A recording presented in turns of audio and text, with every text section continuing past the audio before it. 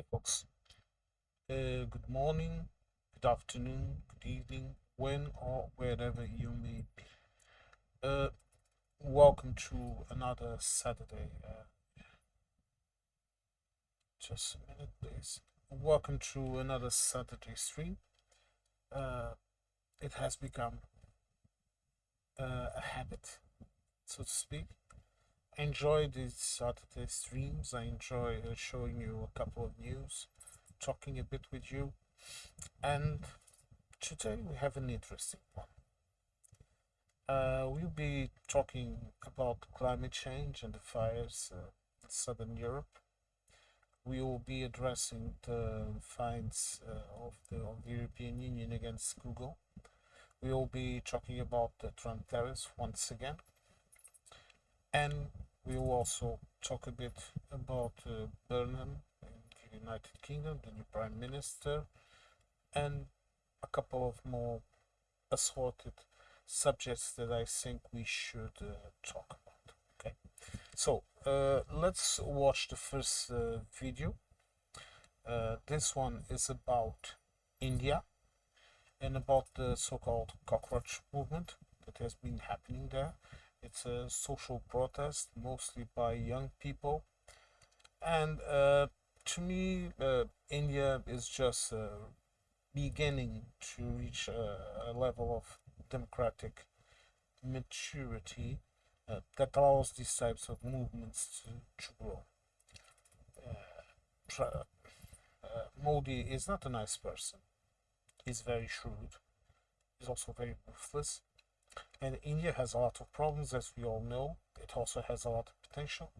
And to me, in my view, the existence of these movements show that the Indian democracy is working, and to me, I think that is always positive.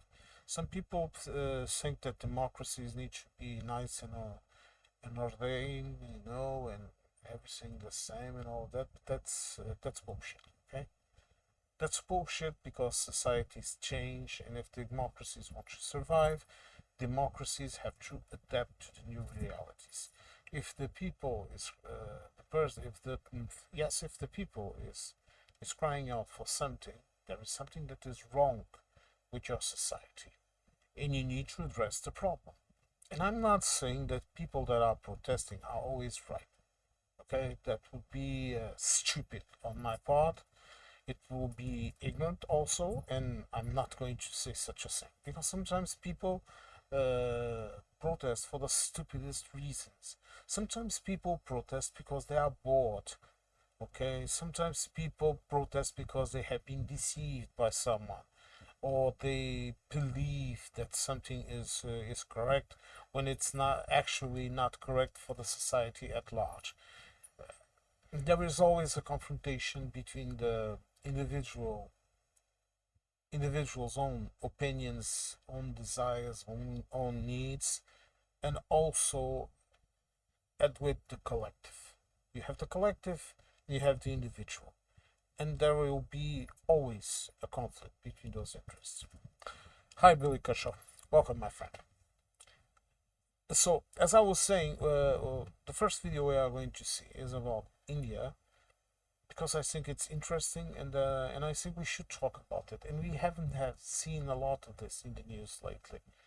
Okay, so I think it's interesting to watch this video. So let's watch the video, then we can talk a bit more about it again. All right? Let's go. Thousands of young people in India continued to protest on Thursday in what has been dubbed the cockroach protest, sparked by a scandal involving leaked exams. Demonstrators who were met on Thursday with tear gas, water cannons and batons by police are demanding the resignation of India's Education Minister, Dharmendra Pradhan, as well as examination system reforms and compensation for the families of students who died by suicide after the exam paper leaks. There have been resignations taken all the way down when things have not gone done the way they should be. So we deserve the accountability we need, and we want the government to give the compensation to the families who have been, who have lost their sons and children. In response, Indian Prime Minister Narendra Modi addressed the issue on Thursday, calling for fast-track courts to handle examination paper leak cases. The movement has gained a wider following among Indians over government accountability, unemployment and economic opportunity. The over a month-long protests are considered one of Prime Minister Modi's government's biggest challenges yet.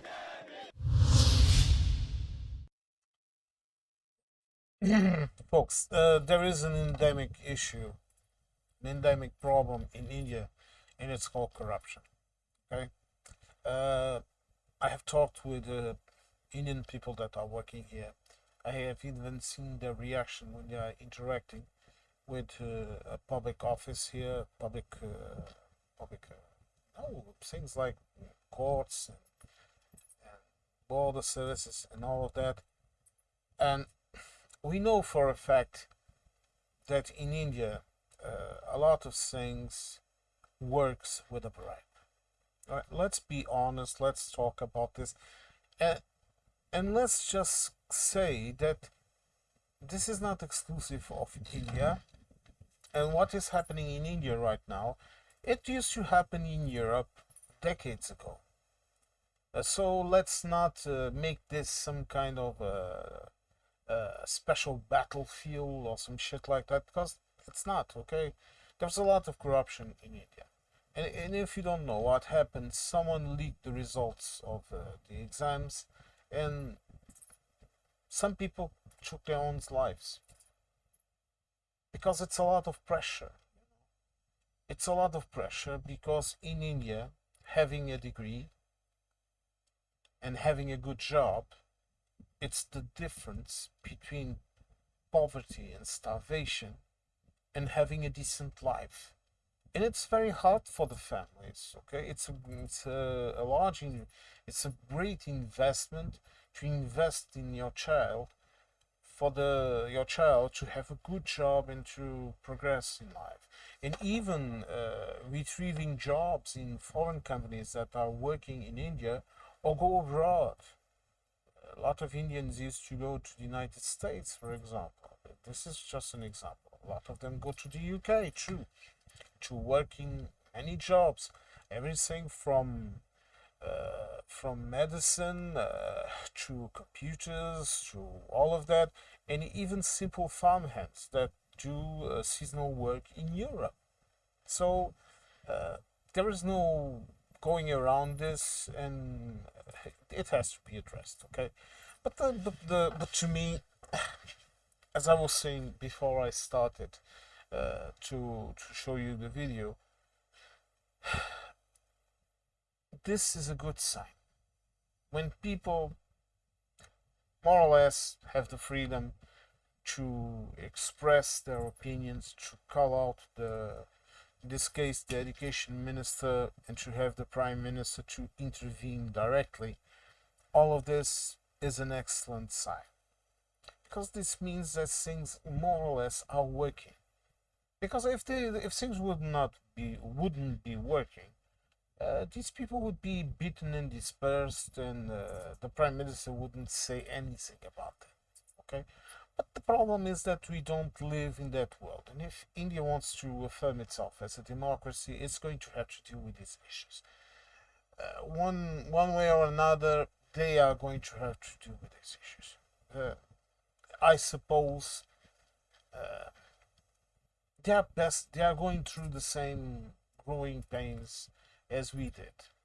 The United States is going to pass through the same growing pains too, but we'll talk a bit more about that in another section of the stream. Now, folks, I want to give you an update on the situation in Venezuela. So, a lot of Portuguese people died. That has not been in the news much. It has been in the news here. Venezuela has a large community of Portuguese citizens, of descendants, of Portuguese too. It's a large community. It's pretty much integrated, and even after the thousands that ran away from Venezuela when all this entire confusion with Maduro began, sorry, there are still a lot of Portuguese people and Portuguese descendants living in Venezuela, because a couple of years ago it was a good place to immigrate, because people could immigrate there. They could easily create a life by I don't know, by things like I will quote a couple of businesses that the Portuguese have always, let's call it, dominate. It's not the correct word in Venezuela. For example, supermarkets, insurance agencies, restaurants, all of those types of business. You will find a lot of Portuguese people running those businesses, and as I was saying, even if a lot of them really, I mean a really lot, I'm not talking about 1 or 2 thousand, okay? I think the estimate was around 100, 180,000 to 100,000 people came back. A lot of them came to the Madeira Island, where most of them are originated from. A lot of them came to continental mainland Portugal, and some of them, with their Portuguese passport, even went to work elsewhere in Europe in the Schengen space. I think at the beginning, a couple of them even went as so far as going to the United States, but we all know what is happening in the United States right now. So it's not a good place to immigrate, even if you are white like most Portuguese. We also have, but we also have dark-skinned people. Okay, we also have black people, and they are also Portuguese, at least to me. Now, folks, let's watch this video. It's about the damage, and it's almost 20 billion euros, according to the World Bank. It's not good. It's a lot of destruction, and to have that ghoul of the United States preying on Venezuela.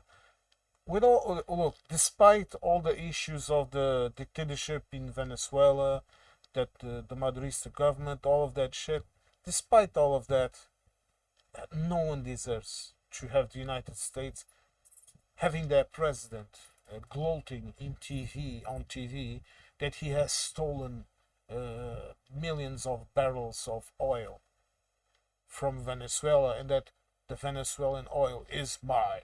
Okay, no one deserves that shit. No one deserves to have that ghoul preying upon them. And as for Maduro and his wife, they should be trialed, yes, but not in the United States. They should be trialed for their crimes against the Venezuelan people in Venezuela. Okay, that is where the crimes should be trialed, not in the United States. The United States has absolutely no legitimacy in doing what they did. But we are going to watch the video, and that we are going to talk a bit about it. Hi, Vapor Scott, Alistair. Hope everything is all right. Good to see you here, my friend. Now, folks, let's watch the video. The 24th June Venezuela earthquakes could have resulted in around 17.2 billion euros worth of direct physical damage, the World Bank Group calculated. According to a global rapid damage estimation published by the World Bank, 47% of the total damage was to residential buildings, with infrastructure accounting for 27% and non-residential structures making up 26%. La Guaira state and the Distrito capital bore the brunt of the impact, suffering approximately half of all direct losses. The World Bank warned that without prioritized funding, reconstruction could take over 10 years, as resources would likely need to be diverted from other critical projects. The GRADE methodology utilized satellite imagery, catastrophe risk modeling, and community reports to rapidly analyze the value of capital stock.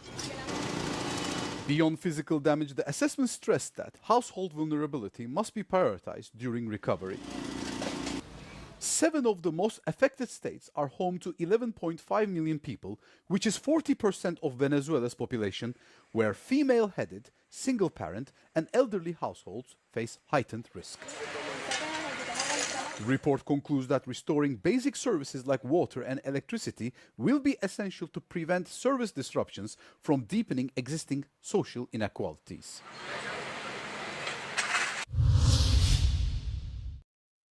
Right.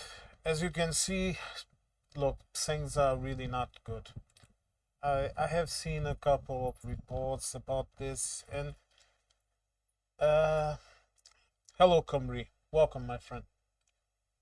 Uh, as I was saying, I watched a couple of reports about this, and it's really bad. Because you have to look at the situation of these people. Uh, a lot of the a lot of the Venezuelan men, they are working abroad. A lot of them come to Europe. A lot of them are here in Portugal. Okay, because of those connections that I was talking about, where you have a lot of Portuguese people living in Venezuela and owning businesses there. There's always this connection. Okay, I know, for example, I will tell you an example. I know at least two Portuguese guys. They are married with Venezuelan women. Okay, they are here right now with their children, and they are living here and working here because there's a lot of work available here. We need a lot of people to work in the ports, in the industry, because we ourselves had a lot of our population migrating to other parts of Europe. For example, the United Kingdom, there were a lot of Portuguese people in the United Kingdom. There is still a big pardon. There is still a big community of Portuguese people in the United Kingdom, Germany, and France, the Netherlands, Luxembourg, that has a ridiculous high amount of Portuguese people.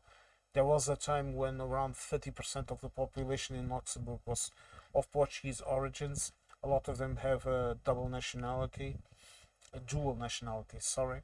In Liechtenstein, also, these are the main places where the Portuguese were. Also, Iceland, a lot of Portuguese working in the fisheries in Iceland and in Norway and all of that.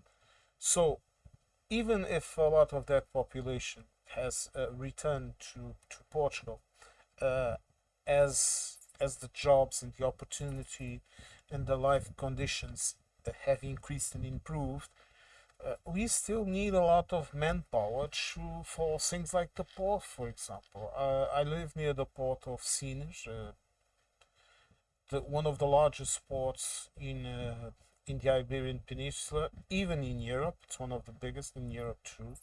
It's in that tier, and it has been continuously growing.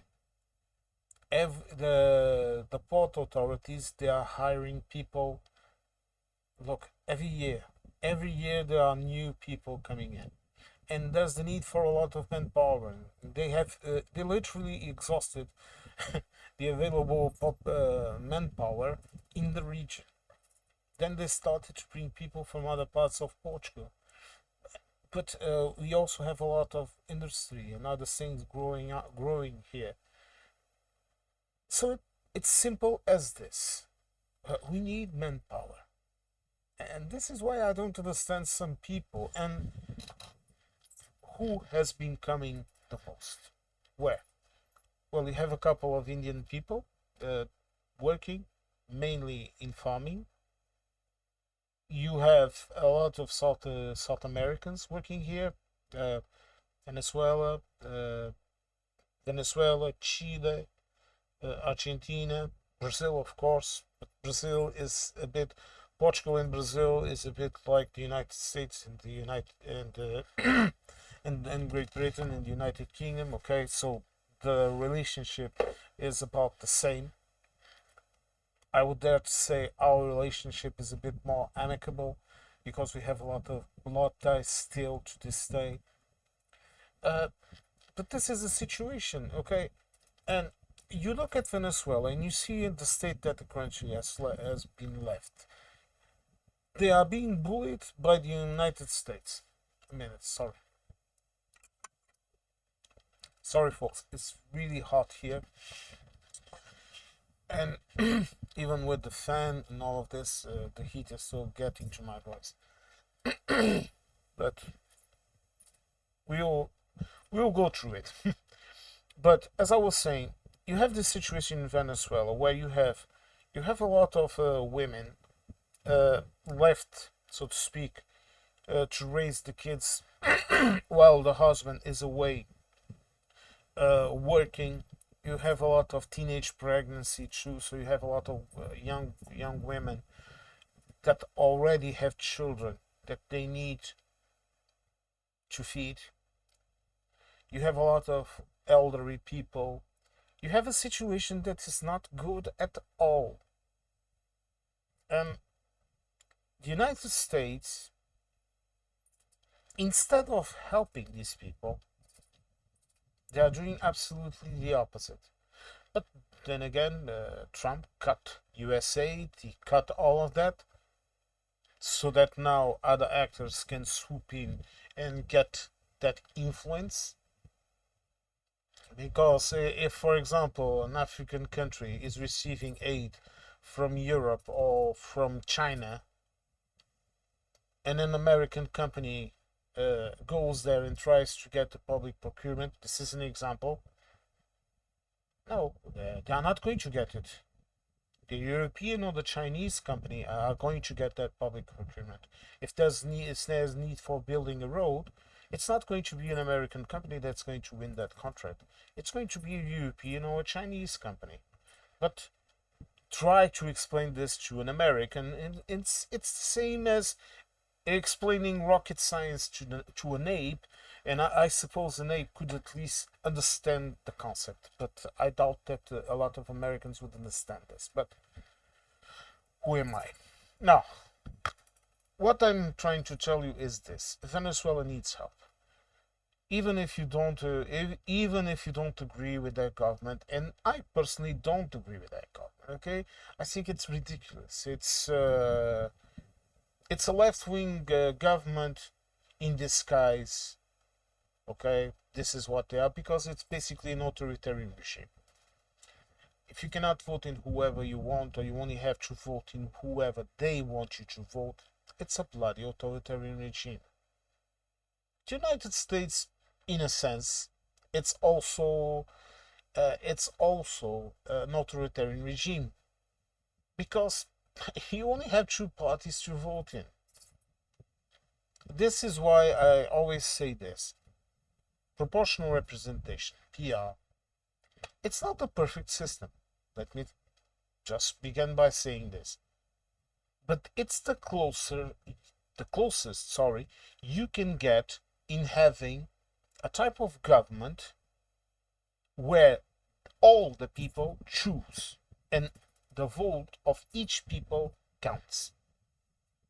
If you have first past the poll, no, because you can have an area with 100 people that still can elect a representative, and you have an area with 1,000 people that will elect also a president, a representative.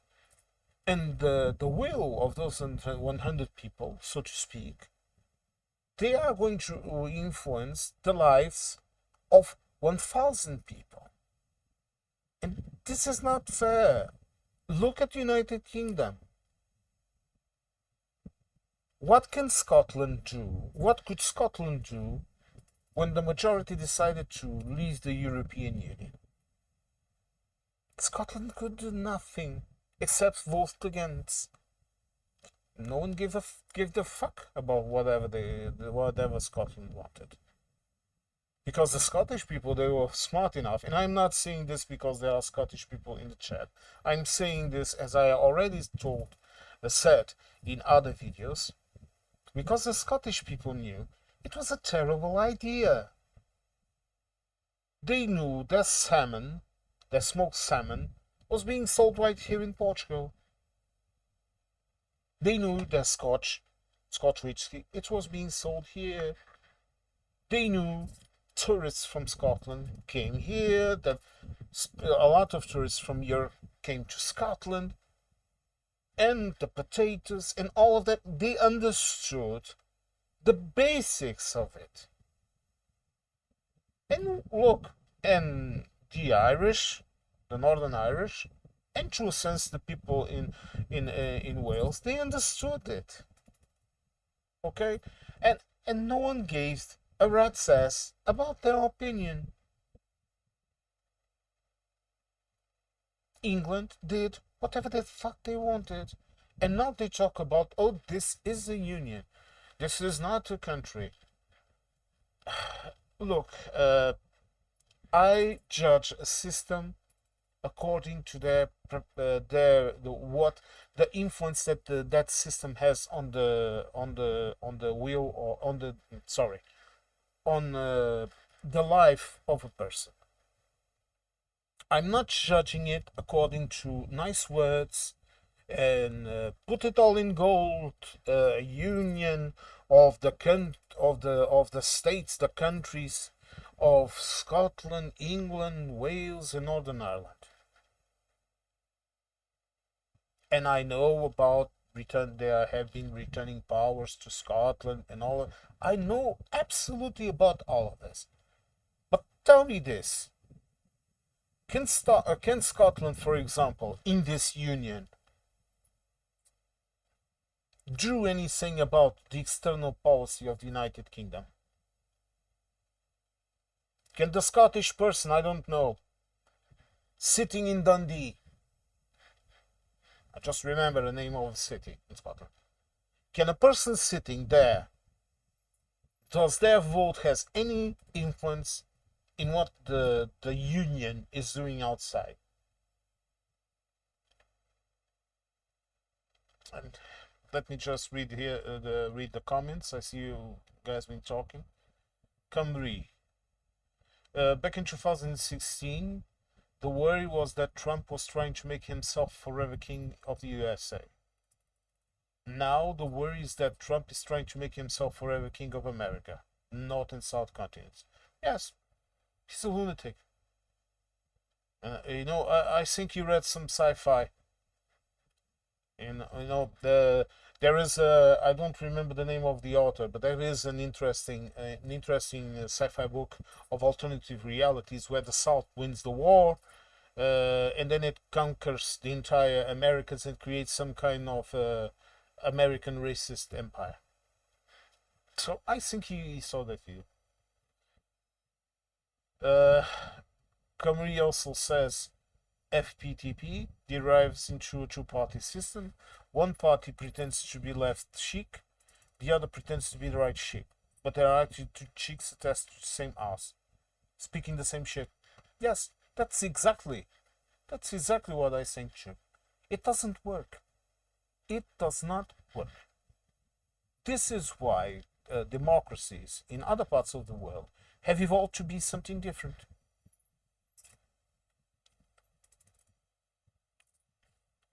Viper Scott says Scotland got political awareness in 2010-2012, and it's not going anywhere or where. Yes.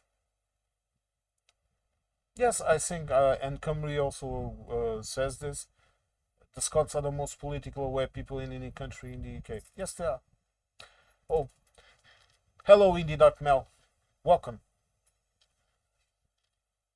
And you come with 3 million can't vote, that can't vote. Yes. But to give you the contrast, I will tell you this. Sitting right here in a part of the country that has less people, even so, the way that we vote here, it sends a message to Lisbon, for example, where the entire urban area has around 3 million people. It's not much, but again, the country has almost 11 million people inside of the country. Okay, there's around 5 million people immigrated elsewhere. Yes, I know, a lot of people. But the question here is that my vote, when I go to the ballots, okay, when I place my vote, even if I go there and I vote a blank vote, meaning I'm protesting against the parties that are on the ballot, I'm telling them none of them is worth my vote. Even that vote is worth something. Because if there are enough votes, blank votes, and let me be honest with you, I have voted in a blank vote before, because I did not associate it myself or believe in any of the parties that were in the ballot. I didn't think, but I was there because I had to do my duty as a citizen. Because you are either a citizen or a citizen, or you are a peasant. A peasant complains a lot and does nothing about it. A citizen complains. A citizen endures the responsibilities and the consequences of their actions, and a citizen cares. I will never forget, really, I will never forget this. In history classes, when we were talking about ancient Greece, and they were talking about the philosophers and the way that they perceive the ruling of the cities and all of that. And I don't recall who it was. I don't know if it was Plato or Socrates. I don't recall. But they said something like this. This is not verbatim, okay? It's more or less what they said. But they said that the greatest damage that a good man can endure is to refuse to vote and be ruled by the ones that are inferior to him. Meaning, if you don't vote, you cannot complain about the asshole that is ruling you. Even if you say, oh, I didn't vote for this shit. Well, you didn't vote. Well, you agreed. Because if you don't agree with it, you do what I do. You go there and you vote in blank. Then you can say, I voted blank because I didn't believe in any of these assholes. There is a big difference, because you assume the responsibility of voting in blank. What are you guys talking about?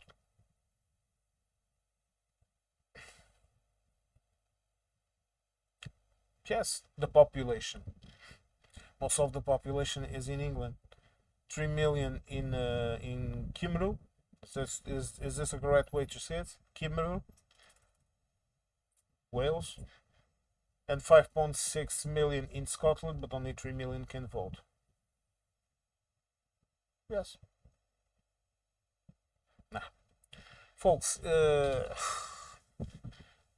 we will have to do a separate video about this. But I want to make a stream so you can interact with me too. And we are going to have to talk about this entire question of first past the poll and all of this, because I am going to die. This is a hill where I will die. To me, democracy is only a democracy if you have proportional representation. Because here, the party that has the most votes has the most MPs, deputies, whatever, in the parliament, and no one can complain. You don't like it, I know. And look, and to me, not a party not having an absolute majority is good, because this means that that party, in order to rule, has to negotiate with other parties that have other completely different positions than they do. This allows for the decisions that are taken in my country to be a collective and not be the singular opinion of one party or one political movement. But this is my opinion. Now, folks, if you want, please continue to talk about it here in the chat. I'm going to go move on with the stream. And now, folks, we are going to talk about climate change. But I'm not going to bore you with a lot of theories. I'm going to show you what is happening. What is happening right now in South Europe. Here in Portugal, we've been having a couple of fires too, but luckily we have been able to control it. Maybe because we felt the effects before. We have had a lot of tragedy here, but the draconian laws here are working. This is all I'm going to have to say. We are having the normal amount of fires, but it's not as bad as in Spain and in France right now. But you know, this can change anytime. Now, folks, let's watch this video. I have two videos to show you, but let's watch the first and then we can talk a bit about it, okay? Let's watch.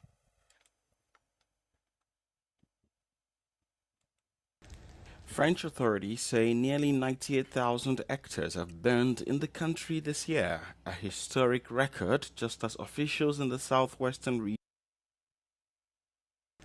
French authorities say nearly 98,000 hectares have burned in the country this year, a historic record, just as officials in the southwestern region announced evacuation orders for 3 suburbs of the city of Bordeaux.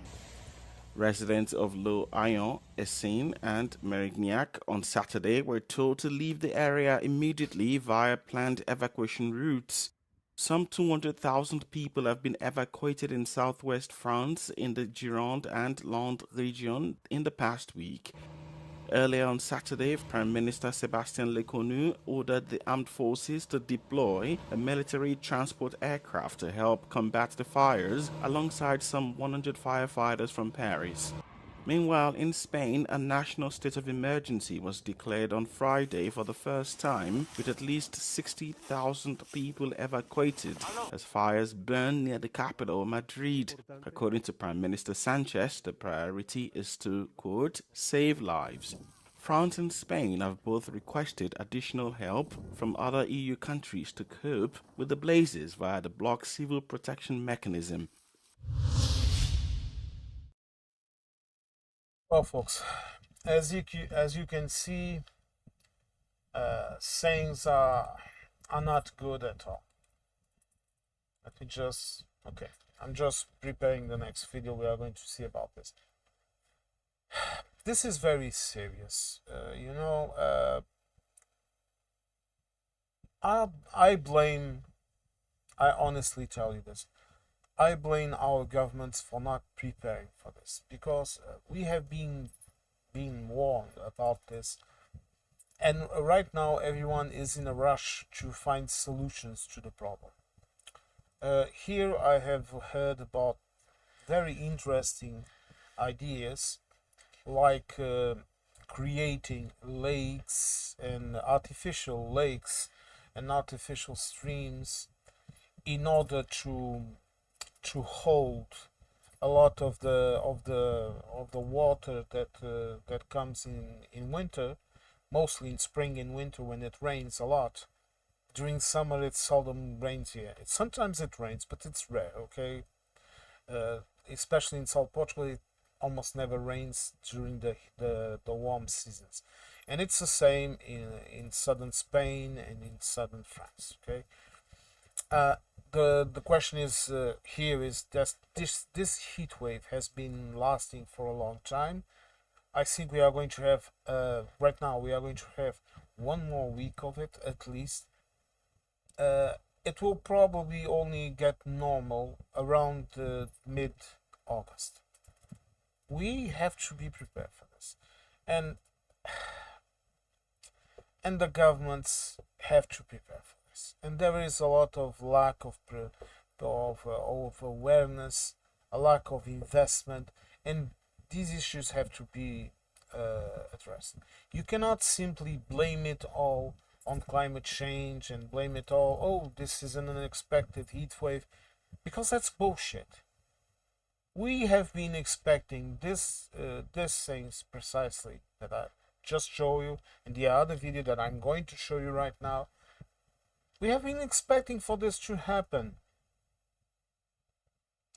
But a lot of us, just like the climate deniers, have been putting our heads in the sand and ignoring the workers around us. And we cannot ignore this shit. You cannot continue to live and ignoring climate change, because climate change won't ignore you. And it won't ignore your children and your grandchildren and everyone that comes after you. This is not going away. This is going to intensify. And it's not just, like I said in previous streams when we were talking about this. And if you are interested in these things, go watch One Angry Pagan, okay? He talks a lot about this. And he knows what he's talking about.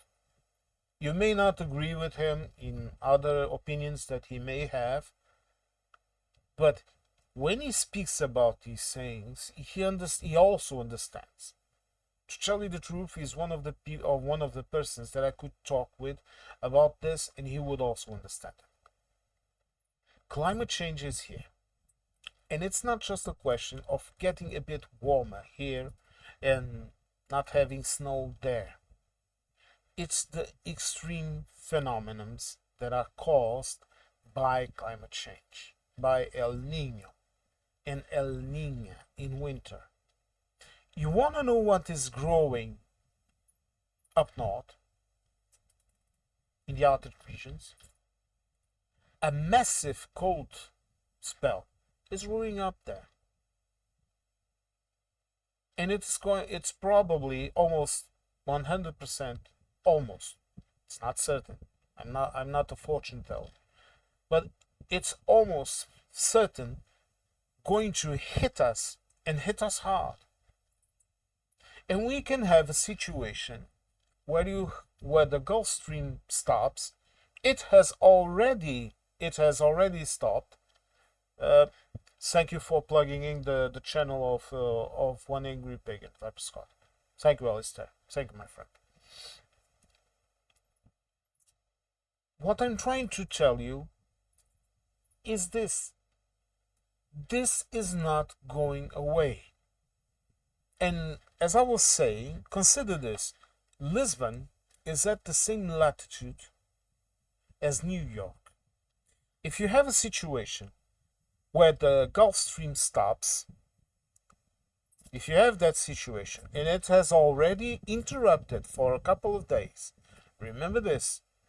Remember when I told you that our government had gone on a meeting in an emergency meeting? It was because of that ship. That was one of the causes for that meeting last year. If that Gulf Stream stops, you are going to have extremely warm summers and extremely cold winters. And if Lisbon is at the same latitude as New York, Scotland is it's about the same latitude as Siberia. You understand what that means in terms of winter. And these things, they can become normal. This might be the weather in the future. This will also bring immense catastrophes in North Africa, in Equatorial Africa. It might change the pattern of winds and rain in the south hemisphere. It's a tragedy. Let me just read here. Come read. We're the most worried in Kimru out of the UK. Why? Every time England is in drought, they flood a Welsh village to provide drinking water to England. For England. Yes. We have a similar problem here in Portugal. South Portugal gets the brunt of it. Whenever they want to build something that is very troublesome elsewhere in the country, they come here and they do it here because we have a lot of room, apparently. So I can relate to that. Comrie also says Kimru currently sends over 1 billion liters of drinking water over the border for free, and yet we've got a hosepipe ban. England exports their problems onto others, but we understand more than must. Yes.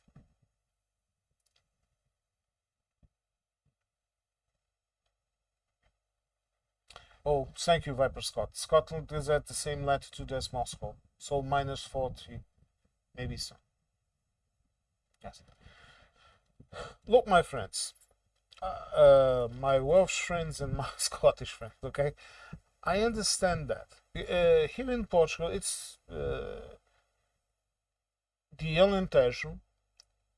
You want to know why most revolutions have begun in the Alentejo region? Because it's the place where people feel the effects of a bad government the most. We feel the effects of a bad government when they are not doing their job, providing for the environment. When like Camry was saying here, they, for example, for doing the largest artificial lake in Europe, they flooded 2 villages, and it only took them about 40 years to do it. Okay, when they want to develop tourism, and they have been butchering our coastlines. We produce the most. We have the most farmlands to produce cereals and other stuff like that, and we have been butchered for it. So, but the issue here is that Portugal is one country, and the United Kingdom is not one country. The United Kingdom is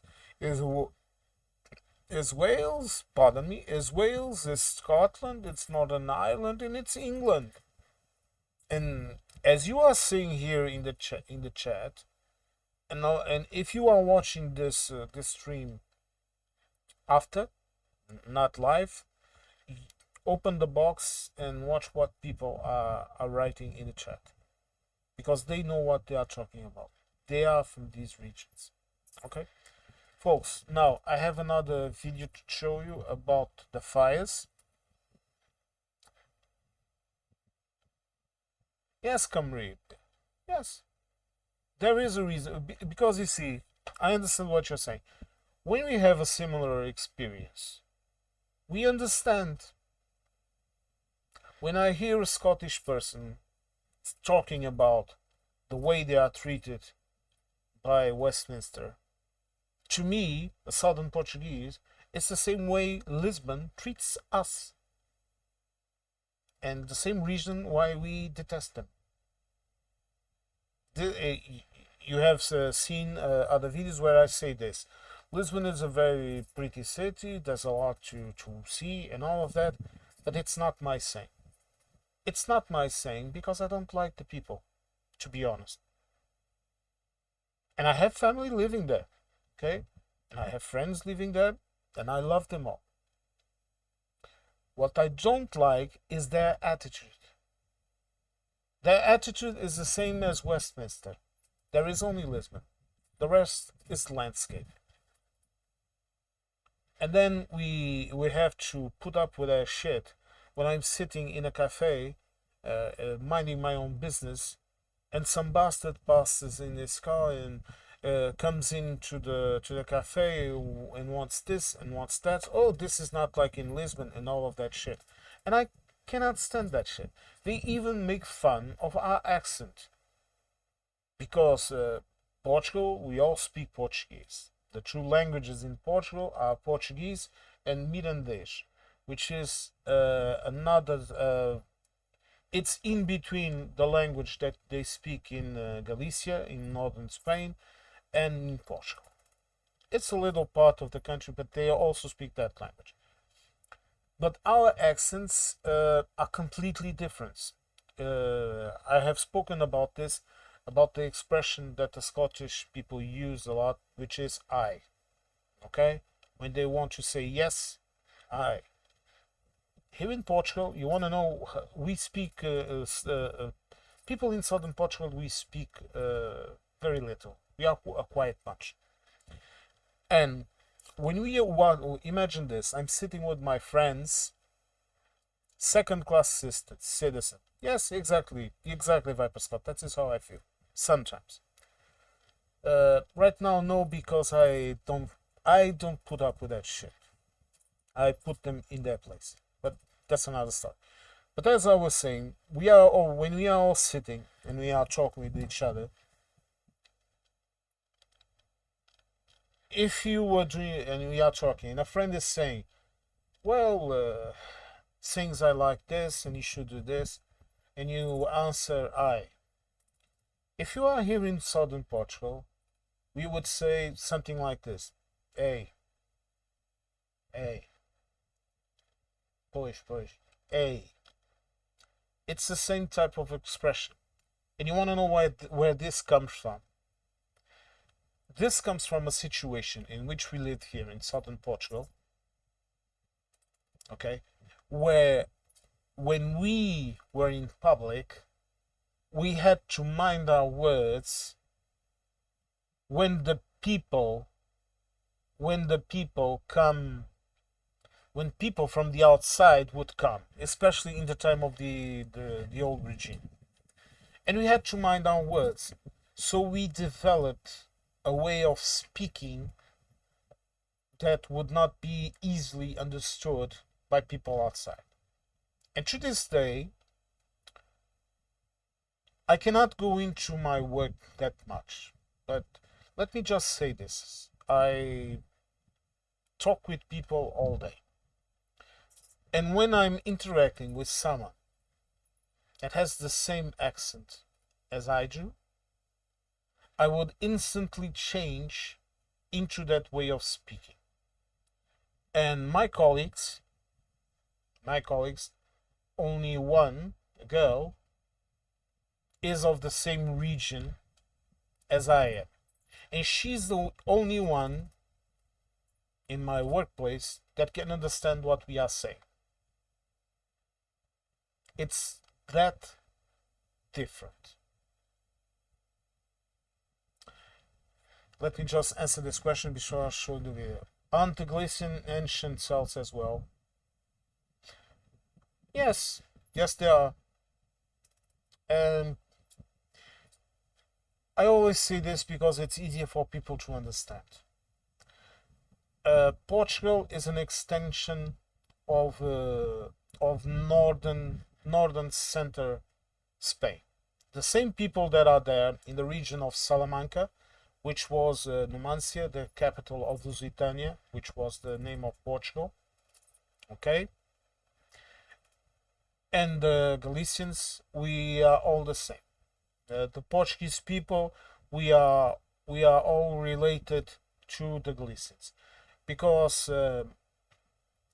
when the invasion, when the Muslim invasion began, okay, they occupied everything up to the north, and then they were barely a decade in Galicia, and they were the only place where they remained for a long time here in Portugal, basically, was in the Algarve. And there was a lot of death. There was simply not people. So people would come from the north and they would recolonize the regions again.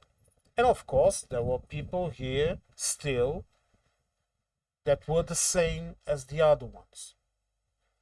This is, for example, how the French and German part of my father came to be. Much later, but it was because there was simply not enough people here.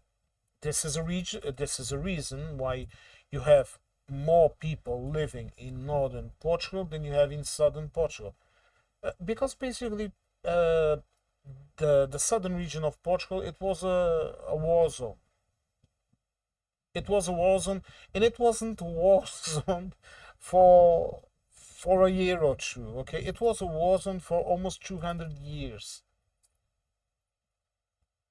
Okay, again, folks, this would demand a separated stream so we could talk all about this, but maybe I will do something talking about history. Speaking without speaking. Sounds familiar. In the dark now. Yes, that's exactly what it is. You only need to say a couple of words and we understand. And Comrie says, kind of like Cockney slang, a dialect used to stop the flow. Yes, it also. You can also relate it to that. Yes, that's correct. We have, and we also have certain words that only we would understand. I will give you this an example. For example, imagine that someone is pouring you a drink, and you want to say that's enough. Okay, enough. Don't need to pour anymore. In Portuguese, you would say, for example, já chega. This is an example. In normal Portuguese, you would say já chega.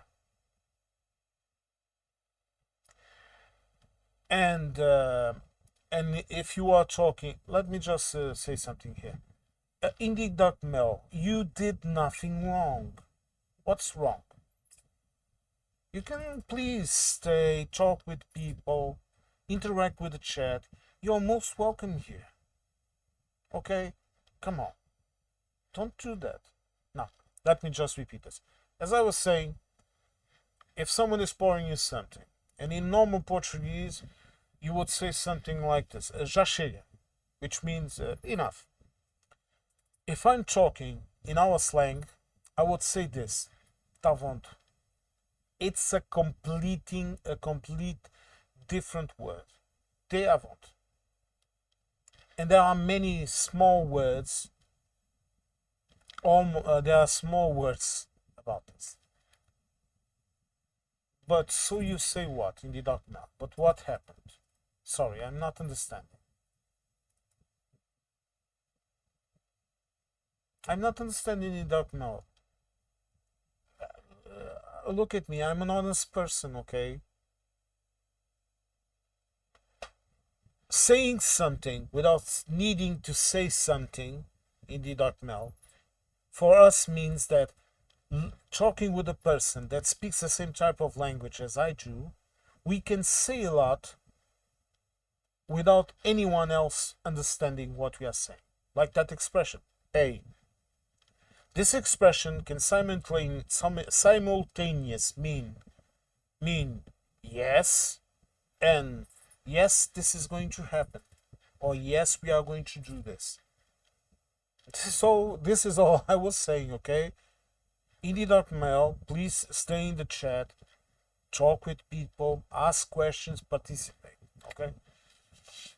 Saying that's enough to alcohol. Well, sometimes we have to, Cumbria. Now, folks, let's watch the other video I have about the fires, and let's continue with the stream. Let's watch this video, okay?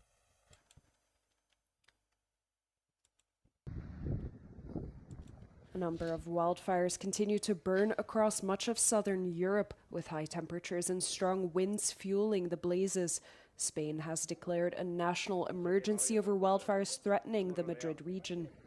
Authorities said on Friday morning that some fires remain out of control, although emergency crews have reportedly been able to somewhat limit their spread. Thousands of people have been evacuated from the region. Meanwhile, France has asked for help from the European Union and has requested the activation of the bloc's civil protection mechanism.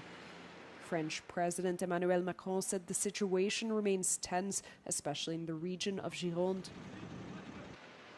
And in Italy, thousands of emergency responders, including firefighters, forest guards, and civil protection officers, have been battling fires on the island of Sicily.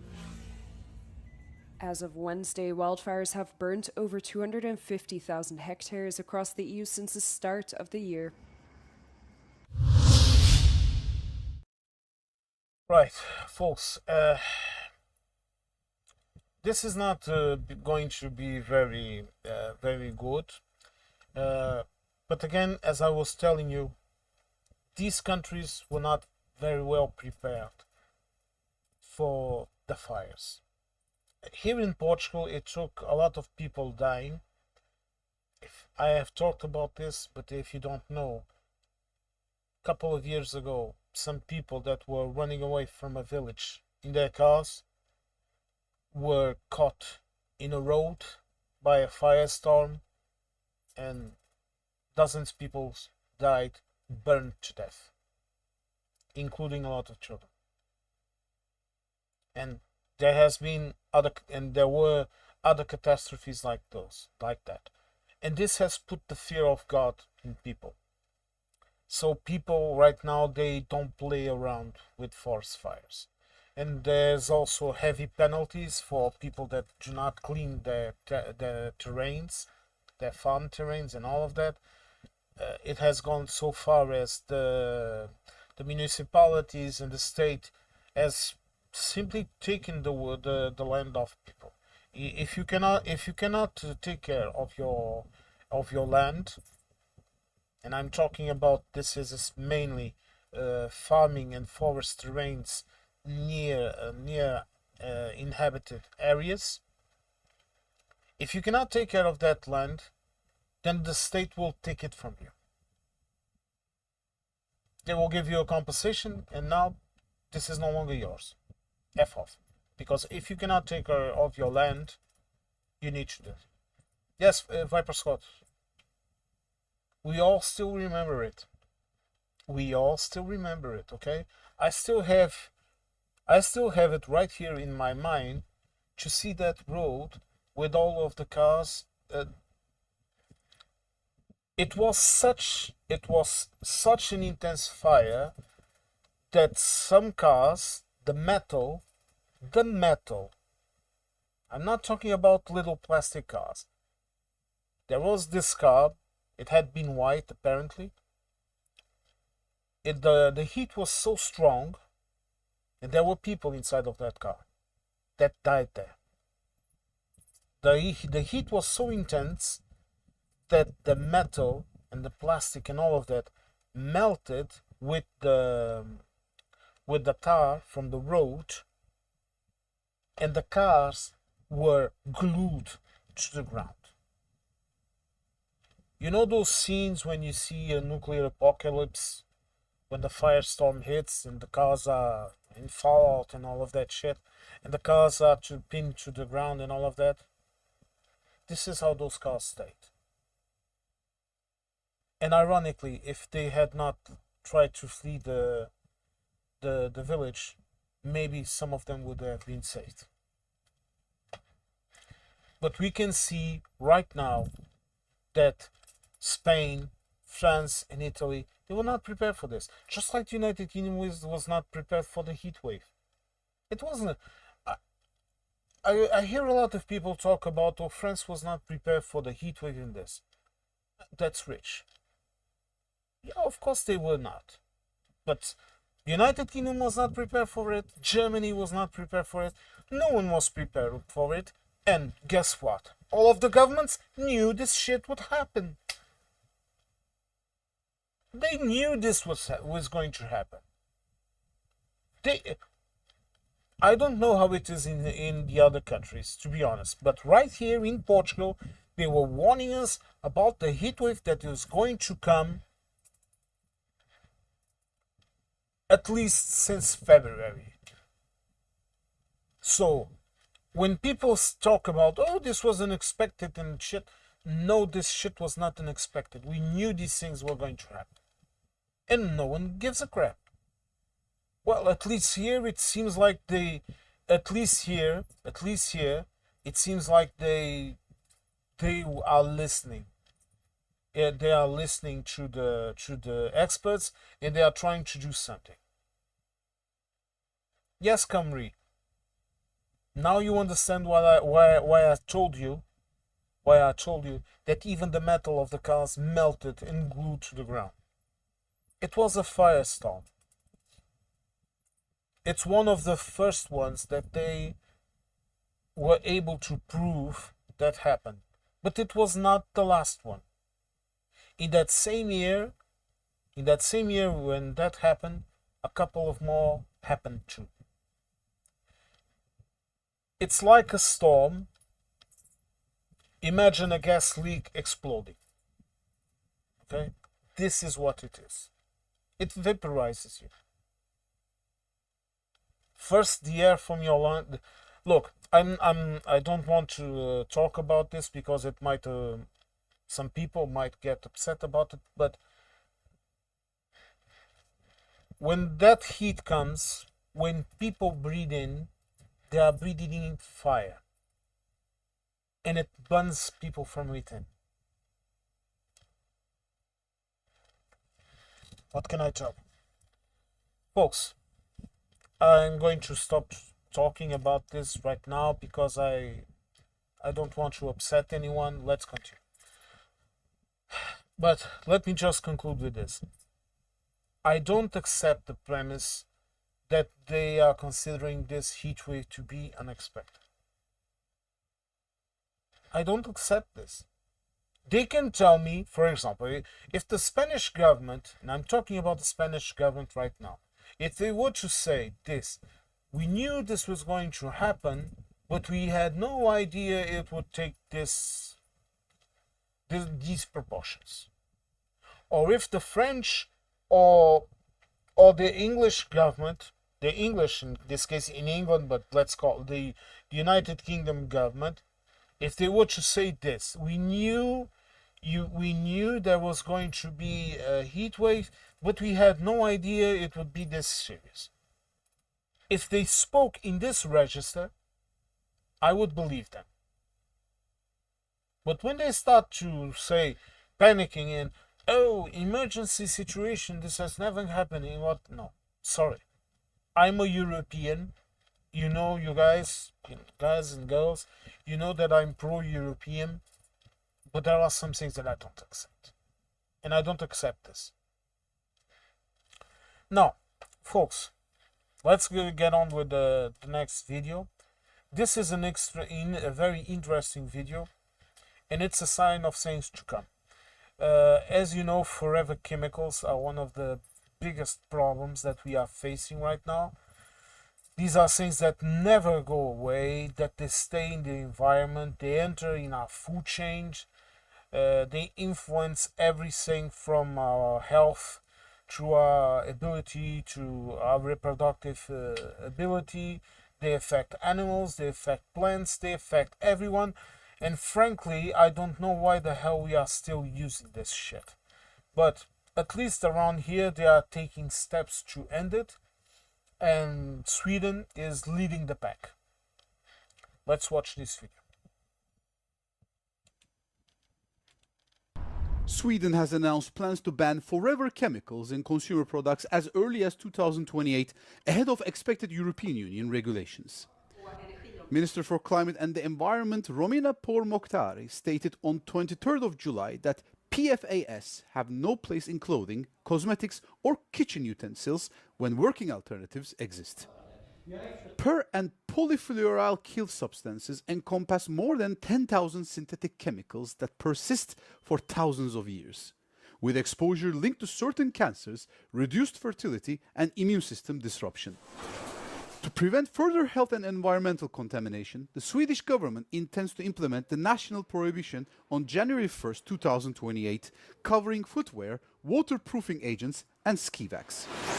Sweden joins a growing regional trend following France's landmark ban in 2026 and Denmark's restrictions on food packaging and clothing. While national measures move forward, the European Commission is expected to present EU-wide legislative proposals in 2027, with the European Chemicals Agency evaluating socio-economic impacts by the end of this year. Campaigners have welcomed the move, noting that an estimated 12.5 million people in Europe currently live in communities with PFAS-contaminated drinking water. Folks, this is very important, okay? We need to ban this. we simply need to understand this. The consequences of what we are doing right now will matter in the future. And Forever Chemicals is one of that example. Because, again, we all knew this was bad.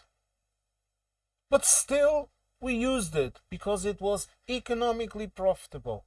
Well, this culture of greed has to end, or we are going to grow extinct. Camry again, folks, if you are watching this afterwards, not live, please open the panel and read what people are saying. We can live in a better world if not us. Our kids, future generations can. We are the proverbial old Greeks who are willing to plant trees, knowing we'll never experience their shade. Exactly. There are olive trees here in my country that are older than the Roman Empire. Can you understand that concept? The oldest olive trees were brought by Greek traders, and they planted them here. Those old olive trees, most of them are in the Algarve and in southern Portugal, in the Alentejo region, and there are also a couple of them in up north.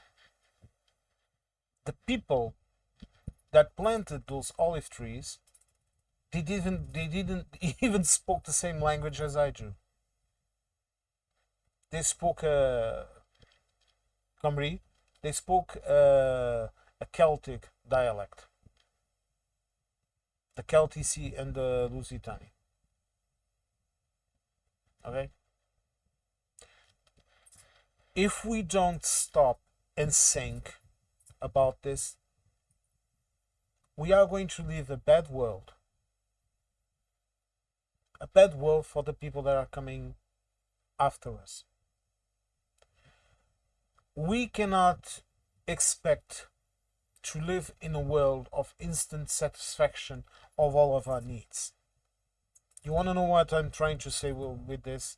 I'm saying that if you want to have an avenue with lots of pretty trees, first you are going to have to plant those trees today, and perhaps you will not see those trees grow to fruition.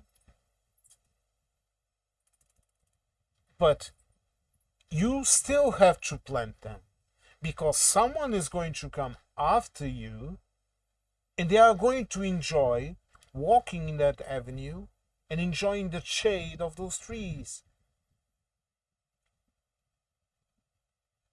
And this is just like society. We have to build today, even if we are not going to profit from it, because that is not the point. The point is to do. The point is to leave something for the people that are coming after you. And even if you are not remembered, who cares? Who cares? But to live in a world where you are only going to do something if it gives you an immediate pay, if you are only going to do something, and imagine, I'm only going to do this if I'm going to get something out of it right now. Well, I guess I would have not learned how to play the guitar. I would have not learned to speak more than one language than my native ones, let's call it like this. Because I would want, in that moment, to instantly know how to play the guitar, or how to speak German, or how to speak English, or how to speak French, or whatever. You understand what I'm trying to tell you? Everything implies a degree of effort, and not everything that we do that is positive in this world needs to give us an immediate satisfaction. American culture lives in that immediate satisfaction level. We also have it in Europe. Okay, let's not kid ourselves about it. It also exists. It also exists in Asia. The issue is that here we think this way. No, you are not going to demolish that beautiful old building and build some new shit on top of it, because we want that building to be there so that people that come afterwards will be able to see that building, to know that building, to understand that building, and to enjoy that building. Look, and you can see the difference of that type of thinking. If you are walking around in a suburb in Lisbon, for example, you look at that shit and you think, oh my God. Try to walk in the old town. Try to go through the winding cobblestone streets. Try to visit my favorite city in Portugal, which is Évora, in South Portugal. An historic town. A beautiful town. Really beautiful. It even has the ruins of an ancient Roman forum. It's still there. Granted, over the years, it was used for a lot of things. But it's still there. That forum has been there since the Romans conquered the city. If you don't know this, Évora, the name of the town, Évora, comes from Ebura, which is a Celtic name. It was a Celtic capital. It was one of the capitals. That little forum has been there since the time the Romans conquered the region, and then because because it was such an important place, they gave them a forum for them to rule themselves. All the Romans wanted was a fresh stream of legionaries to their armies, and for them to pay taxes. And they built that forum. Imagine if someone had decided to demolish that forum to build a new casino. This is the difference of mindset between a European and an American. I could not sum it up in a better way. Thanks, Camry. Yeah, exactly, Billy. Instant gratification has a very short shelf life. Exactly. After a while, you get bored with it. What is the pleasure? No, you get it right now, okay. And then what? Then you are always doom scrolling and looking for something else. No thanks, I don't do cobblestones. Indie. For example, in the old towns here, they are also putting in the middle of the sidewalks where they can do it. They are putting kind of a, how can I say this in English? They putting kind of a smooth surface, meaning like if you were putting a little road inside of the cobblestone sidewalks, so that people in wheelchairs can use those streets too. If you go to for example, the city of Sines, right here in South Portugal, slabs, exactly, in Idacmel, exactly, big flat concrete blocks in the ground. This way, for example, in cities like Sines, they put it right in the middle of a sidewalk or the roads that are not used by cars, so that people can go to visit the city and also go to the beach. And they also have an elevator to bring people to the beach, because the city is on top of a cliff, and the beach and the port is down.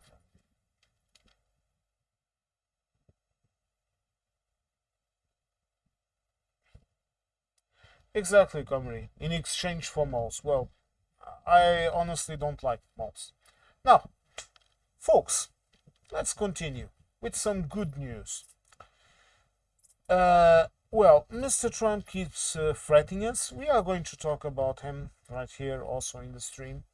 But right now, let's here, let me just read this.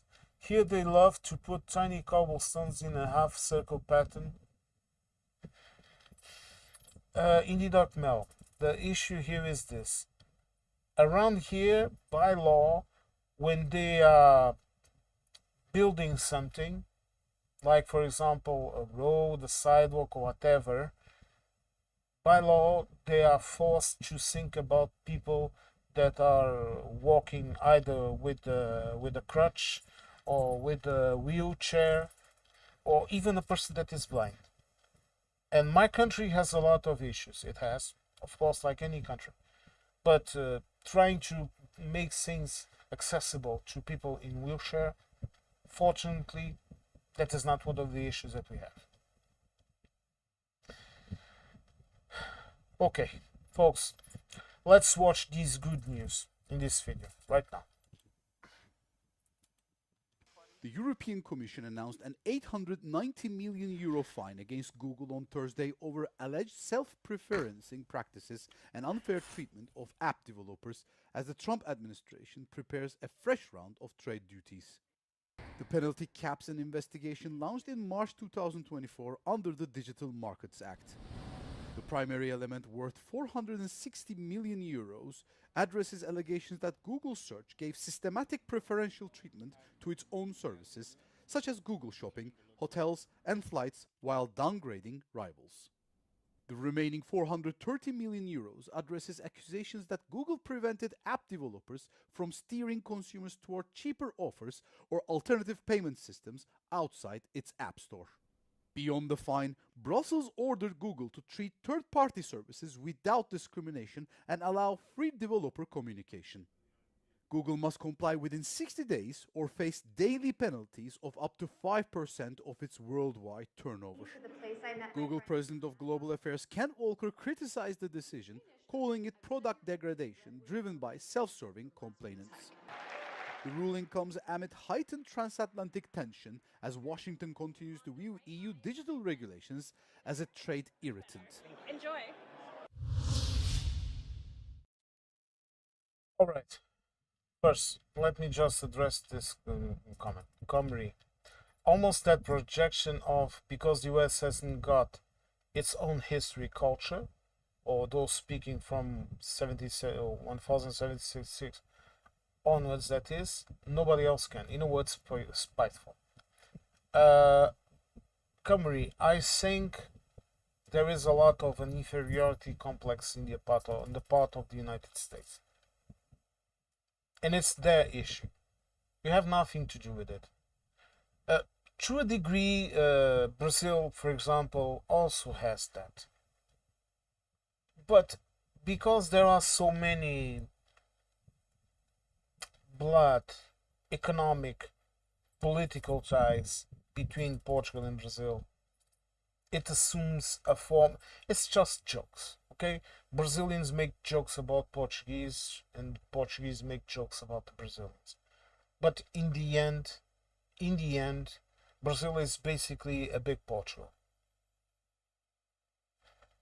We have our differences, okay? But the United States has nothing to do with the United Kingdom. It might have a lot to do with England. Sorry to say this. I don't want to offend the English people. But it's an entire different piece. And I think there's a lot of an inferiority complex on that part. At least this is what I say. Billy Kershaw, I think the basic premise is you can't provide the platform and the service. More or less, yes. This means, but it goes beyond this. This is the European Union telling Google this. If you are going to offer this type of service, then you have to allow people that are not giving you money to be in that service too.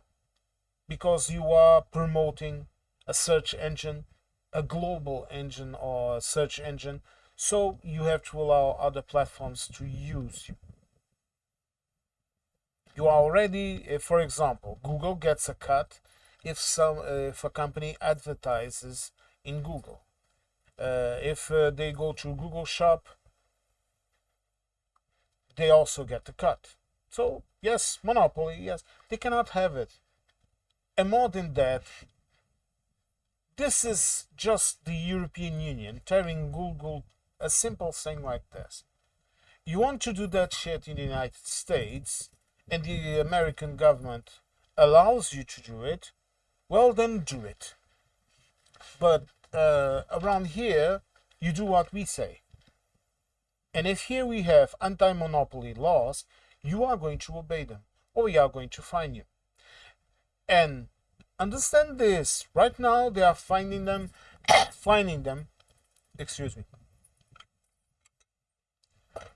they are giving them a fine of 800 and something millions. This is only going to increase if they continue to do it. And it can come to a point where they can be basically banned from using the European market. As simple as that. And there is nothing the President of the United States can do about it. And he can complain, and he has been complaining. But let's talk about it right now. Well, if you don't know this, apparently here in Europe we have a big problem with forced labor.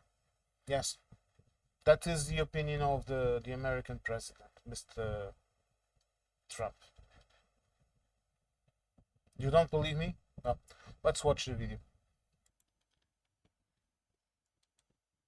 Donald Trump announced new tariffs on dozens of countries that the US claims failed to properly stop forced labor. The new duties, which range from 10 to 12.5%, will replace global tariffs that rolled out earlier this year and expire on Friday. The tariffs announced on Thursday will affect 60 economic partners, including China, India, and the European Union's 27 member states. Together, they account for 99% of US imports. Trump had already imposed double-digit tariffs on almost every country in the world last year, but the Supreme Court ruled in February that the US president did not have legal authority to do so. As a result, the administration had to pay refunds, and instead Trump announced temporary tariffs of 10%. These have now expired and will be replaced with the new tariffs. The decision has already drawn widespread criticism from impacted nations. However, the new tariffs are considered more resistant to legal challenges than the previous.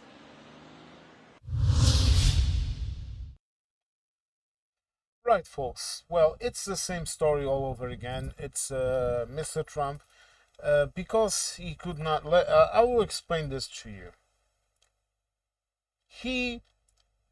The first round of tariffs that he imposed, he was basing the right, so to speak, to impose those tariffs by saying simply this. Our trade deficit is negative, they are stealing our money, so I can impose tariffs. And then he imposed tariffs on everyone, including the Penguin Island. Now, he's creating manufacturing reasons to impose tariffs. And this way, it will be much harder for the Supreme Court to block these tariffs. At least immediately.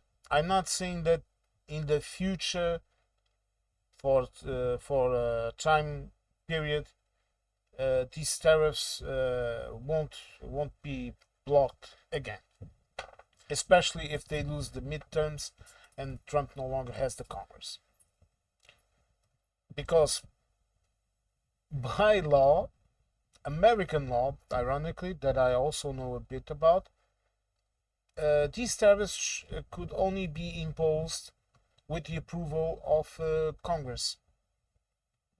If the United States was working as a normal country and not an authoritarian regime, the president would come to the Congress and would say, I want to impose tariffs to this or that country because of this and that. And then the Congress would say yes or would say no. And the president would accept the premise. Now what is he saying? He's saying the EU is using forced labor. Okay. Or China is using forced labor. Or whoever is using forced labor. And he's using that as an excuse to impose immediately so-called emergency tariffs. He's not calling it that, but it's like that. It's when a president wants to quickly take a measure to protect to stop someone from doing a wrong thing. In this case, a country from selling the United States products that are based on forced labor. And it's absolute bollocks. And the world doesn't care. And like Alistair is saying here in the chat, again, it's going to squeeze the US citizens for money. Yes.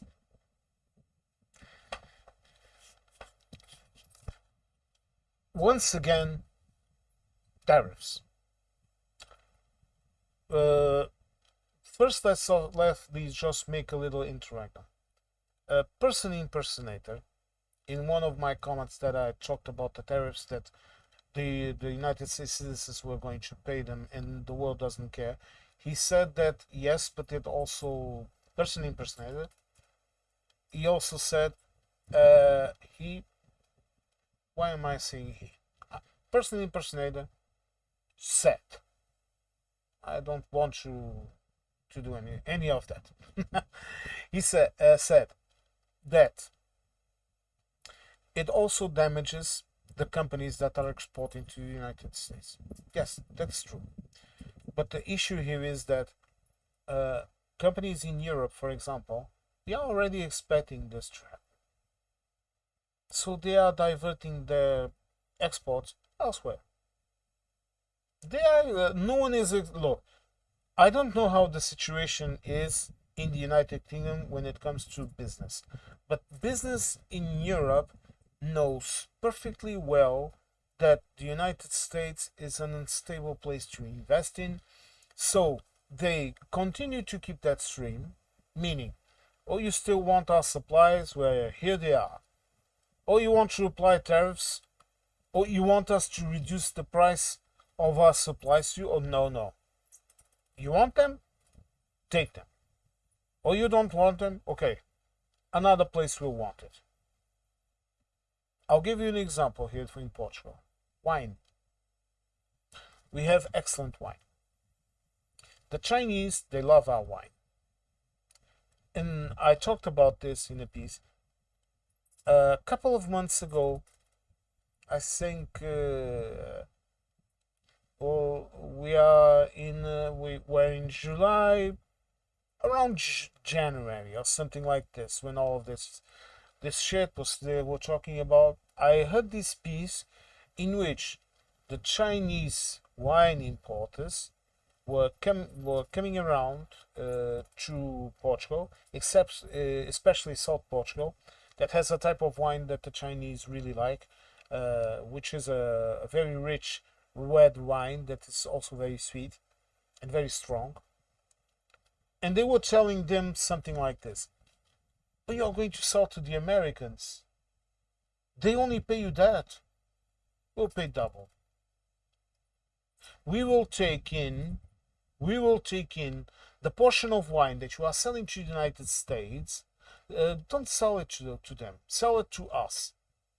We'll pay you more, and we are not going to apply tariffs to your products or ask you to reduce the price. we will pay you full price, double it. Some countries in Northern Europe, they also did the same. Tariffs don't work this way, Mr. Trump. You impose tariffs on things like, for example, Europe. We put tariffs on electric cars that come from the outside of Europe. We didn't do it to stop China from selling Chinese cars, electric cars, in Europe. We did it so that China can only sell those electric cars in Europe at the same price as our national European brands are building them. This is how you use tariffs. You use tariffs as a way to balance the market, to protect an industry. If Trump had said something like this, for European cars, they are eating away the market of American-made cars, so we need to impose tariffs on cars.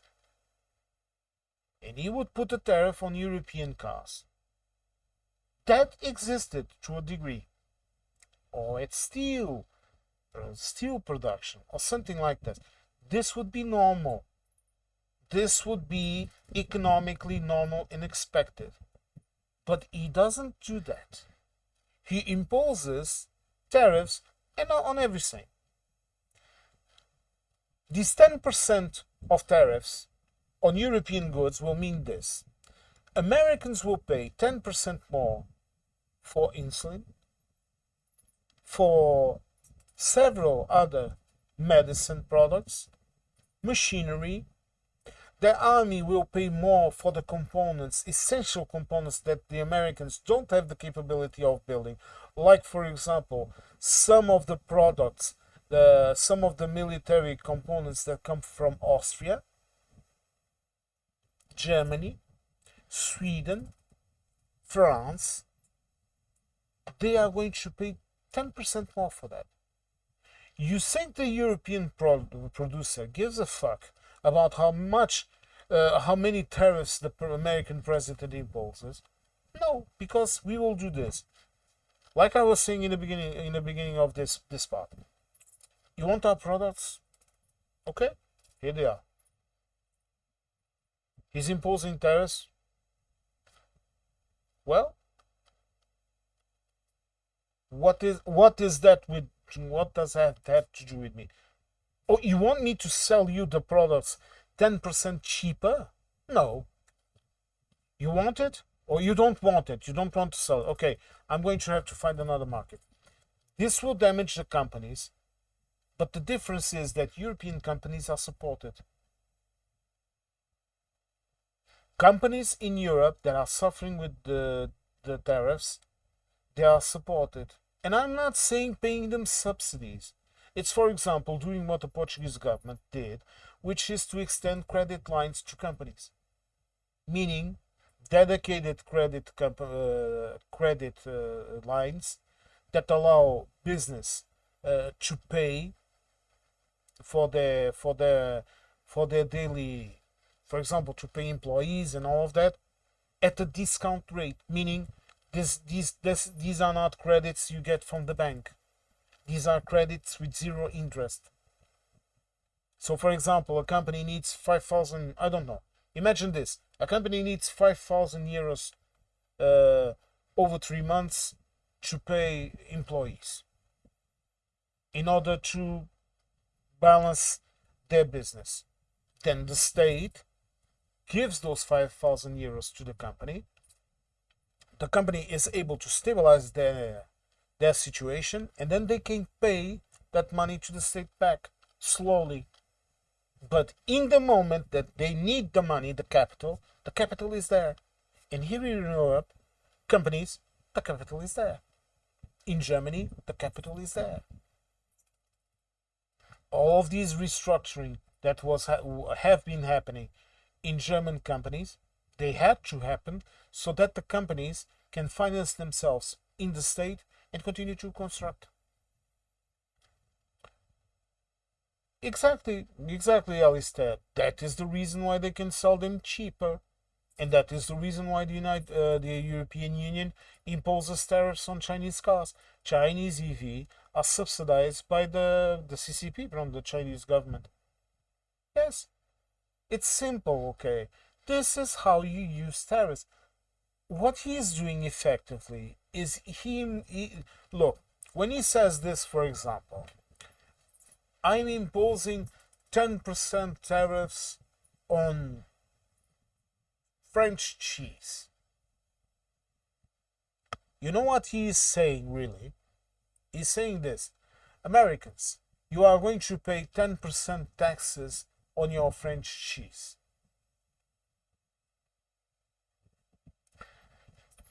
And a government that is tariffing the countries that literally feed his own country, Canada, Mexico, and Europe. We feed them. He's even tariffing China, and he needs China.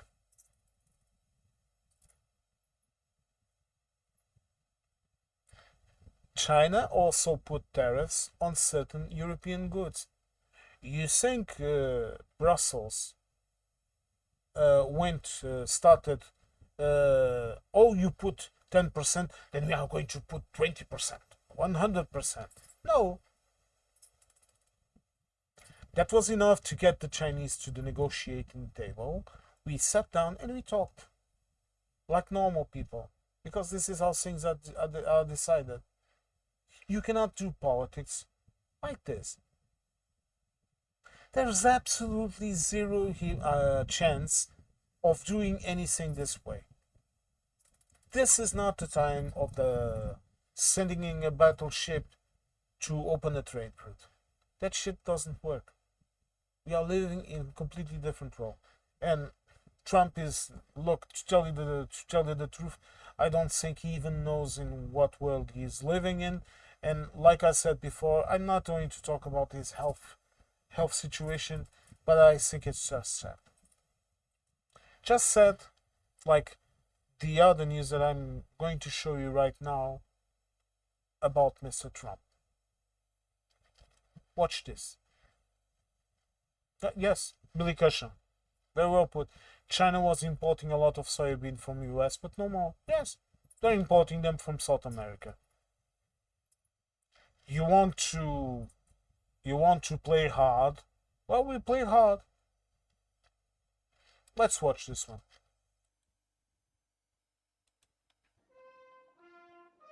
The United States and Saudi Arabia have signed a nuclear agreement that would allow the kingdom to develop a civilian nuclear program. The Trump administration hasn't released the details of the deal, but the framework would give Saudi Arabia the ability to enrich uranium through its own facility.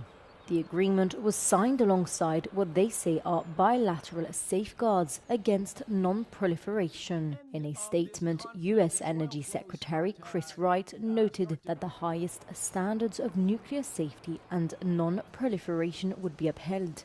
Uranium enrichment can produce fuel for nuclear power plants, but the same technology can also be used to build nuclear weapons. Because of this, US lawmakers from both parties have voiced opposition to the idea of a civilian nuclear project for Saudi Arabia. The deal, which still needs to be sent to Congress for review, is expected to last 30 years and would involve using American technology to develop the program. The deal reportedly does not include the International Atomic Energy Agency additional protocol, which would allow for more monitoring, inspections and verification.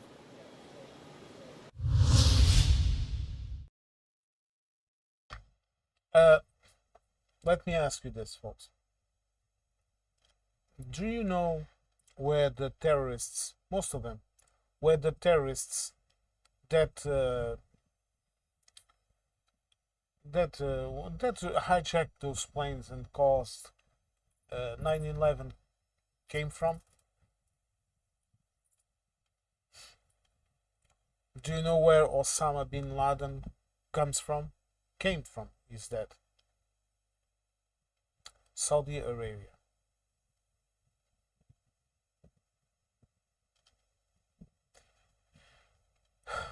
Saudi Arabia is technically an authoritarian regime. People have moderate freedoms, but it's basically a dictatorship. It's also a country that can be extremely aggressive. These are people. Remember Adam Khashoggi, or whatever his name was, that he was a part of the opposition. He was killed and chopped to pieces. They do this. They cut people's hands. They execute people by decapitation. These are not good people.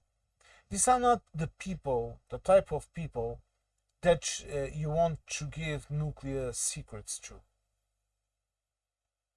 These are the kind of people that will sell those secrets. These are the kind of people that the United States is going to install a nuclear facility, more than one nuclear facilities in Saudi Arabia, and then all of that technology, all of that know-how, it's going to be spread around. It's going to be spread around. This is not a safe place. Just like Israel, okay? Israel is also not a good place to have nuclear weapons, but they have them. The Americans gave them, allegedly. Oh, I'm sorry. I'm not supposed to say these types of things, okay? Because every time you mention the word Israel in a stream, the video is instantly kind of hidden in the folds. But tough luck. I'm not I'm not monetized. It's a but that's for another stream. But it's an interesting pattern. Look, this is Donald Trump bribing the Saudis because he needs to keep some kind of leverage in the region. That is all that it is, and I have little faith in the Americans, but perhaps whoever succeeds Donald Trump will stop this. But if they are already making contracts for 30 years, they either stop this in Congress right now or it's going to go through. Because the president that comes after Donald Trump, he won't be able to undo this. Everything that Trump is doing right now, I'm going to stop here for a while and tell you this. I used to watch a couple of American Democrat streamers. And they have absolutely, let me just read it. Yes, Viper Scott. Yes, maybe they bribed Trump. That is also a chance because we have seen that he is easily bought. You give him a golden plane and the guy is... That is also a chance. But let me tell you this. I used to watch a lot of Democratic streamers from the United States, but lately I have been not watching them much. And the reason I'm speaking this is this. I understand perfectly that you need a Democratic landslide victory to control Congress, then to control the presidency and the Supreme Court. I understand all of that. What these Democrats don't understand is that by doing this, you are not going to fix the issues that are being created now. You will not fix your relationship with Canada. You will not fix your relationship with Europe. You will not fix your relationship with China. you will not be able to undo in one sitting all of the crap that this president has been doing. And given the way that your economy is going, 34 trillion in debt, by the way, that is the debt of the American economy. I don't think you even will have the capability to do it. Your army is subsidized by the weapons that you were selling to Europe. And I say were selling to Europe. Because right now, Europe is only buying the weapons that it's contractually obligated to buy for NATO and for Ukraine. And the President of the United States is so stupid in this sense, and in this case I can call him stupid, because stupid is not a health problem. Stupid is being stupid, that he brags about it. He brags about, oh, they are not buying our weapons, but they are buying it to give it to Ukraine. We are not giving anything to Ukraine. We are selling to Europe, and Europe is giving it to Ukraine. Yes. And going just a little bit back to the tariffs, there are two essential things that Europe buys and needs from the United States: weapons and fuel and gas, LNG. And they are not going to tariff that because they want to sell them. Our products, they need it. Like I was saying, European products, and let me talk about the United Kingdom. United Kingdom products, especially I think it's medicine and weapons components, just like in Europe, because this is where the know-how is. All of those products are essential for the American defense and for the American economy to work. Yes, Pepper Scott. Defense in the EU is getting ramped up homegrown tech, and it's getting built to replace USA arms. Yes. Meanwhile, in the United States, they are facing a situation where they cannot maintain the level of their own army. They have already reduced their conventional weapons stockpile to around 40%. 40%. 40.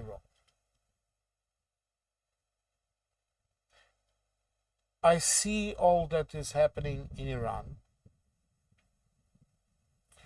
I think the presidency, they are dumb enough.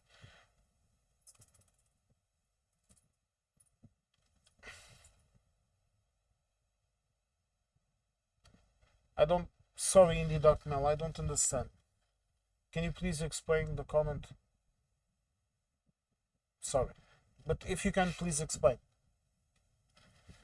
But their army is dependent on the paradigm of selling weapons to have funds and to have access to know-how in Europe especially, and also in Japan and South Korea, and then reinvest that money into that economy.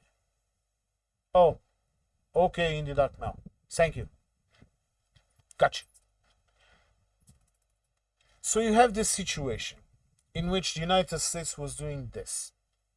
They were telling Europe, you don't need to build your weapons, we will build you your weapons. Here they are, and you pay us. Indie Dark Mel, say whatever you want. Come on. Sorry. I got lost. It happens. This way you know I'm not AI.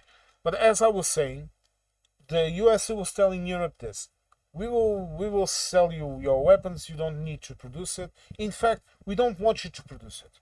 You want our protection against Russia, against the USSR. Okay, here it is.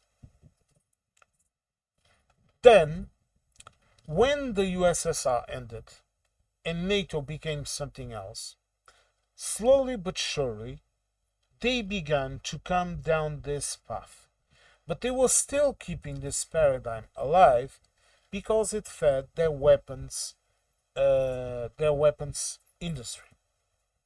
And then they knew, sane presidents knew, okay, good presidents knew that in order to maintain their influence and leverage in the world, they needed the military bases, the access to the know-how in Europe and in other countries, like I was saying, and they knew they needed that money to invest in their army and to constantly upgrade their army in order to maintain it battle ready. This is why Trump right now is able to have 50,000 soldiers in the Gulf region right now. That is how many soldiers he has there right now. By breaking that synergy,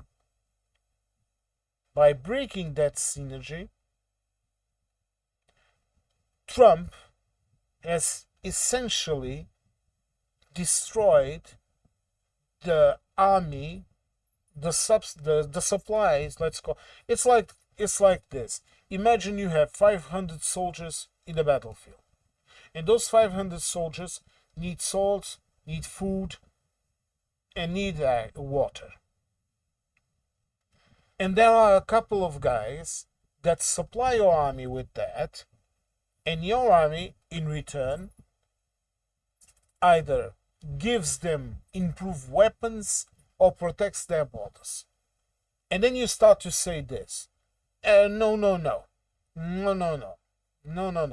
You are going to pay, or I'm not going to defend you. And then you start to do things like that shit in Greenland. And you start to try to start a war outside, or a war in Iran, and you want your allies to come and help you, meaning die for you. Okay? And your allies say no. Do American Democrats think we are going to fall into that little trap again? Do they not understand that this situation is not going to happen? You want to know who is the only guy in those Democrats, the streamers that understands this? And when I'm talking about these Democrat streams, I'm talking about Midas Touch, I'm talking about Texas Paul, for example. I'm talking about all of them. The only one that understands this is the trucker, Josh, from Eat the Cats. He is the only guy that understands this. And you want to know why? Because he's working class just like me. And he understands these basic premises. You never fall into the same effing trap again. You never trust someone that has betrayed you. You never work for a bad boss ever again. If the guy didn't pay you what he was meant to pay or whatever. American Democrats don't understand this. Before the next video, Indie Dark Mel 5. Mel, you can say whatever you want in this stream. You can talk away. I just asked you what your comment was because I didn't understand it. Okay? But you can talk. Last stream you made some very interesting points. And I thank you. Just like I thank everyone. Because I'm doing this stream right here and I'm watching what you guys and girls are writing, and I am understanding more about what we are talking about. It's not just me speaking away. This is why I make these streams, so that people can interact, people can ask questions. Okay? So please, stay in the stream. This is a safe place. Viper Scott is here. Alistair is here. He's keeping the order in the chat. And he won't let anyone hurt you or anyone else. Okay? Now, I hope this is clear. Now, folks, now I'm going to show you an example of how the EU as a bloc is able to have influence in something as simple as the as the American film industry. Okay, let's watch this video. The European Union has approved Paramount's $110 billion takeover of Warner Bros. Discovery. However, the approval came with certain conditions. Brussels said the deal is unlikely to harm competition in film production, but still the EU has certain concerns over the deal's impact on film distribution in Europe. Therefore, the Commission has said Paramount must agree to end its stake in United International Pictures in the European Economic Area. European regulators said Paramount must not for 10 years enter into any agreement with Universal to jointly distribute films in this area. The deal still faces legal hurdles in the United States after a federal judge in California temporarily paused the merger this week. The planned merger has sparked significant opposition, with critics warning it could fundamentally reshape Hollywood. If completed, it would reduce the number of major U.S. film studios to 4. I show you this video for a very simple reason. I made this. Sorry, I got a bit lost for words there. I made that video talking about how the EU was influencing how the world economy reacts and acts, and this right here, this is a clear sign of it. They are not just going through the American system for this merger. They are also going through the EU for it. Because they know they will be kicked out of Europe in a heartbeat, or fined, which is even worse. And both of these companies, film companies, they have a lot of interest in Europe. They have a lot of interest in the UK. They have been transferring their movie studios and all of that to the UK, to France, even here to Portugal. In South Portugal, they already have a couple of sets and all of that to make movies. In Canada, they have also moved to Canada. Because if you don't have the means to make your movies and the know-how, it's much, in the United States, it's much cheaper to simply move the production, for example, of the superheroes movies, I believe, that's in the UK. It's much cheaper for them to simply do all the work in the United Kingdom and then assemble it in the United States than to bring those people from the United Kingdom to work in the United States. Number one, maybe some people don't want to go. And number two, because it would be too costly. This is just a sign of what is coming. Okay? This is just a sign of what is coming, because this is going to become more and more apparent as time passes by. This is one of the first signs of a dying superpower, if you don't know. Okay. As business is being transferred, this is why I always say this. Platforms like YouTube or Google or whatever, they will only survive in the future if they start making specific platforms for you and other markets, and leave the United States in their own little bubble. This is the way to the future, and this is what's going to happen. Now, folks, I have got now another video, and we are going to talk about the UK.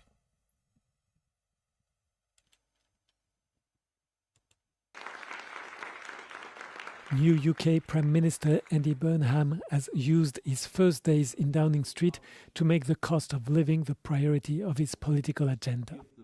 First, the British government said it would remove the 5% VAT from household electricity bills from October until the end of the financial year next April, expected to knock an average of €53 off yearly household bills. The cut is to be paid by scrapping the digital ID program, prompting questions over whether that money had ever been set aside. Second, single bus fares in England outside London, currently capped at £3 until the end of March 2027, will instead be capped at £2 or €2.34 from January the 1st through to the end of next year, cutting the maximum fare by a third and heading off a spring price jump. The €533 million cost was found in the Energy Department's budget by switching cash earmarked for international climate finance projects into loans. The constraint on all of these policies is fiscal. Public debt is above 95% of GDP, with interest costs of €130 billion last year, or 8.3% of government spending, according to the UK budget watchdog. Right. First of all, in the dark now, is everything all right? Okay. I see you folks are chatting. Please continue. Now, folks, I'm going to continue to talk about the United Kingdom, of course. I'm watching closely what Mr. Burnham is doing. And to tell you the truth, I'm going to say this. I'm not very optimistic, but let's hope he does something good. But in my view, all of these measures, but they won't solve the problem. Okay, like Billy Cusher is saying here, David McDennis called this one: you can stick as many prime ministers number 10 as you like, but Brexit will see them off. Exactly. Therefore, Viper Scott, they are following what Scotland has done about bus fares, but he's keeping the same fiscal rules. Exactly. Look, the United Kingdom is never going to go forward as long as the main issue is not approach. The United Kingdom's economy is never getting better. Now, I also have seen, I don't know if I have this video here, but I think not. But I have also seen a couple of news where Burnham has talked with Ursula von der Leyen and with Antonio Costa, and he was asking for a EU-UK summit until the end of the year, meaning he wants to negotiate in Europe. I will form my opinion about Mr. Burnham according to the way in which he will present himself at the negotiation table. Because if he comes with the same shit as Starmer, it won't work. I hope that he is smart enough not to do it. Honestly. You cannot come and cherry pick.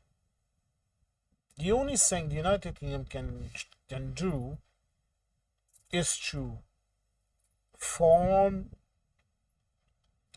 create something that the EU might accept. And there is a lot of things that Burnham can do.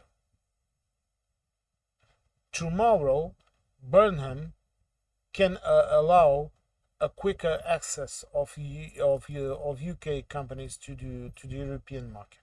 Tomorrow, he can do it. All he has to do is to agree to apply the same rules as the EU. And I know a lot of people won't agree with me. If Vertical here was here, for example, he would say, no, that's cherry picking. He's an excellent person, but this is also his opinion.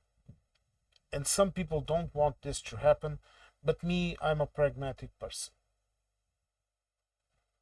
Tomorrow, Burnham could get less friction in trade with the European Union. He could accept the same agro foods rules as the EU, and he could liberate a large portion of the UK's food market to be able to be sourced and to be sold into Europe. You could sell salmon from Scotland to Europe quicker and without so many barriers if the United Kingdom would have accepted to follow the same rules as Europe in terms of food safety and all of that. These are simple things. He could be a part of the Erasmus program. He could be a part of the SAFE program. He could be a part of the freedom of movement for students and all of that, and young people and all of that. He can do all of that. But not fear, but what I'm thinking about is, what if he comes with the same shitty story as Stama, where they simply did not want to pay? Because if Stama had come to the EU and said, look, our economy is in this state, we are simply unable to pay this much. Can we pay this to start? And then as our economy recuperates and gets wealthy, because we are having this stream of money entering in our economy, then we can increase the level, I don't know, next year. This was, I heard this commentators talking about this right here in Portuguese, on the Portuguese radio. It was on the radio. If he had spoken in this way, he would have found people in this side, the EU, that would be willing to do that. Because after all, it would also benefit us. But right now, all I'm saying is this. All of this that he is doing, cutting the VAT, the bus fare and all of that shit, that is all very nice. But it doesn't address the issue. It doesn't address the difficulty of, for example, business from the United Kingdom to negotiate with Europe. It doesn't affect the fact that the United Kingdom is not a part of the SAFE mechanism, the mechanism for producing weapons in Europe, weapons and ammunition, military industry in Europe. It doesn't affect the fact that British students cannot be a part of the Erasmus program. It doesn't affect nothing of that. So, in my opinion, as I said, I'm going to continue to monitor it. I want to make more videos about it. I want to inform myself more about it. But in my view, right now, I don't think I'm not seeing any good signs. No, Folks, I have a couple of more videos to show you, but we are running out of time. So I'm just going to show you three more. The first one, it has to do with something that in my opinion it's controversial, and in my opinion we need to be very careful about, which is the controversial chat scanning in the EU that has been happening. Okay, let's watch the video. In the video they are also going to explain to you a bit what is this saying about chat scanning. Sorry. Okay, let's watch.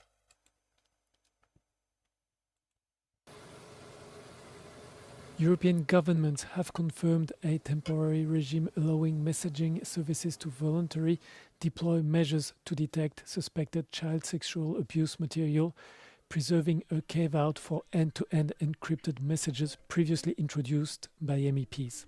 On Wednesday, EU ambassadors approved the procedure for the temporary framework, derogating from the box rules on the privacy of electronic communications to combat the spread of the illegal content. On Thursday, the file was confirmed as adopted with 25 governments in favour, only one voted against, while another abstained. The Member States therefore confirmed the text as it passed in the European Parliament earlier this month, including a last-minute amendment removing end-to-end encrypted messaging services such as WhatsApp and Signal from its scope. The temporary measure has proved controversial, with privacy advocates who have branded it chat control, warning of a dangerous precedent for scanning people's private messages. Now, folks, I'm going to give you my honest opinion about this. I don't use this service much. But I also think about other people. And to me, this is a bit controversial, and it's not very correct. And I'm going to explain this to you right now. Here, in Portugal, by law, if a police force is investigating you for a crime or whatever, or if it's the district, the equivalent to this, to the Crown Prosecutor in the United Kingdom, or the District Attorney's Office in the United States. If they are investigating a person or a group of persons or a company or whatever for a crime, they can tap, so to speak, monitor their phones, their messages, their emails, all of that. They can perfectly do that. But they can only do it with an order, a permission from a judge. A judge evaluates exactly, Viper Scott, a big brotherly. This is also my opinion. Okay, a judge evaluates, analyzes why they want to do this, and then a judge, if they approve it in a certain parameter. Okay, so much so that if those steps eventually lead to a formal accusation, the judge will limit what is available for other people to see. I'll give you an example. Imagine a criminal is having an intimate message with his wife. That, even if he's a criminal, that is still an intimate message. It has nothing to do with the case. So that part of the tap cannot be used. Okay? And again, not talking about my job, but in Portugal, courts, police officer, and tax office, they can access things like, for example, where you work, where you live, how many cars or houses you have. But when you do that search in the system, it's recorded your name, the name of the person, the reason, and who ordered it. It's all traceable, and it's recorded in such a way that you cannot you cannot alter it. It's to be simple, it's a unique algorithm. It does not change. It's all recorded in more than one database, okay, in order to maintain that completely inviolable to anyone. The health system, it also can access that. But to me, this is going against the freedom of people, and I don't agree with this. If a police officer says, I suspect that this person might be a terrorist, okay, or is in dealing with other things like sexual crimes or whatever, and Mr. Judge, I need to tap his phone because of this. And the judge looks into the proof that they are presenting them or the reason, and the judge says, okay, but you can only do this and this way. Justice won't be slower. Okay, it will happen, but there is control over it. And this in this broader way of controlling chat, to me, I don't like it. I don't like it as a European citizen, and I think they were not good by maintaining this shit until 2028, because this can create a imagine this. I'm talking with you folks right now, and I'm exerting my freedom of speech. Okay, I'm not committing any crime, I'm just giving my opinion. But imagine someone wants to weaponize your opinion. Imagine that someone is reading your chat, okay, and they want you to say that, oh look, Viper Scott, he's a terrorist. He wants Scotland to be independent. He's working against the government of the United Kingdom. Sorry, Viper. Sorry, Alistair. But you understand what I'm trying to tell you? They could use this. And that is why I'm against all of this shit. I am against a lot of things, including age verifications in certain circumstances. Okay, I am against it because it's not correct. Indie Dark Mel, I'm quite good at speaking in code. How do you know his innocent message isn't real message? Yes. Billy, there is another angle. If you can chat privately, you are more open to scams and abuse. Exactly.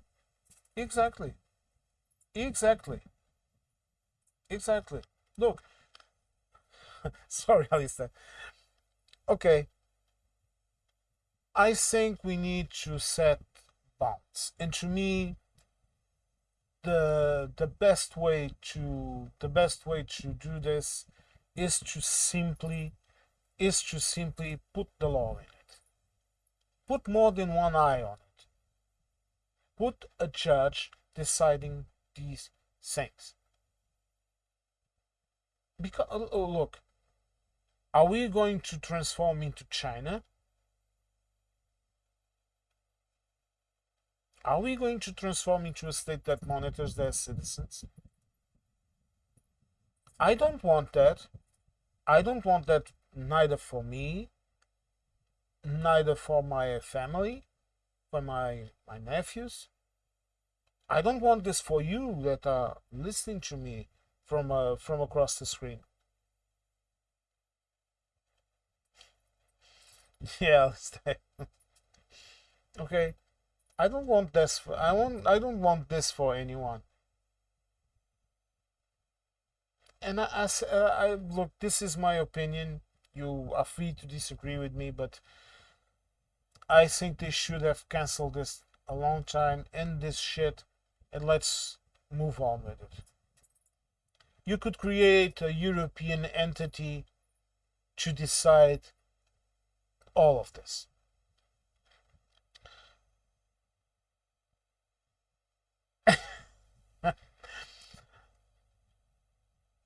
Sorry, Alistair. but you know, I sometimes think about these things, and this is why I always say, no, put the law in it. Even if it's a damn judge, it's better to have it seen by a judge than to just be seen by whoever. Now, folks, I have 2 more videos for us to watch, but I'm going to hold on this one. I'm just going to show you a video that should worry everyone. It should worry us in the EU, but it should also worry you in the UK. And this is just to show you that it's not just the UK that has problems with their reform and restore, or it's not just France with Marine Le Pen. Okay, let's watch the video and then let's talk a bit about it. Okay, let's watch.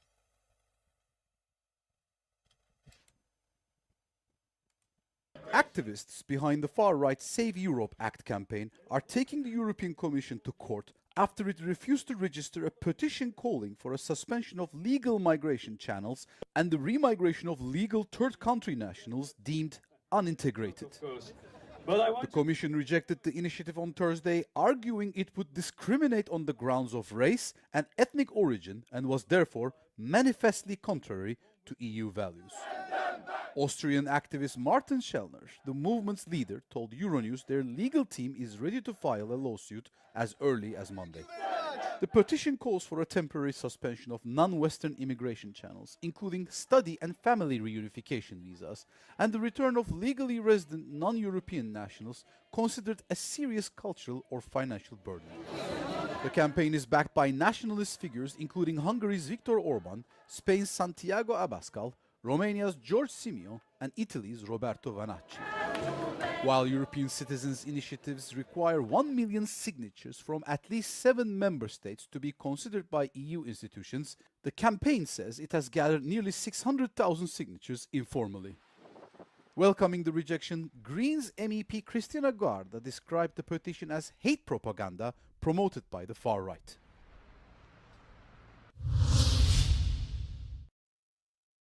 Right, folks. This video is here to show you that we have these idiots here. And not everyone that was right there manifesting, or the 600,000 people that signed that petition, not all of them are racists. Not all of them are bigots. There are people that are worried. And these movements are feeding on that fear.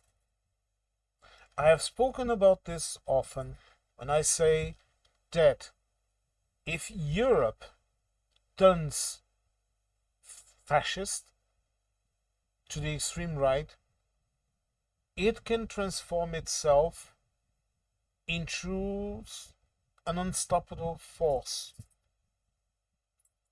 into empire, so to speak. This is a type of Europe that would not hesitate to, for example, I don't know, invade the UK, for example. This is a dumb idea, you understand what I'm trying to tell you. But these right movement parties, they are growing. And as they grow, they are going to influence the policies in Europe. First, they were trying to dismantle the EU.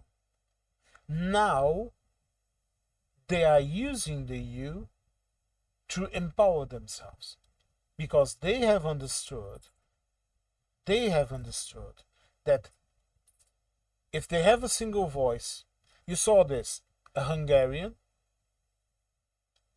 a Romanian, an Italian, a Spanish, and I can tell you also, right-wing politicians here in Portugal are also supporting these ideas of remigration and all of that scrap.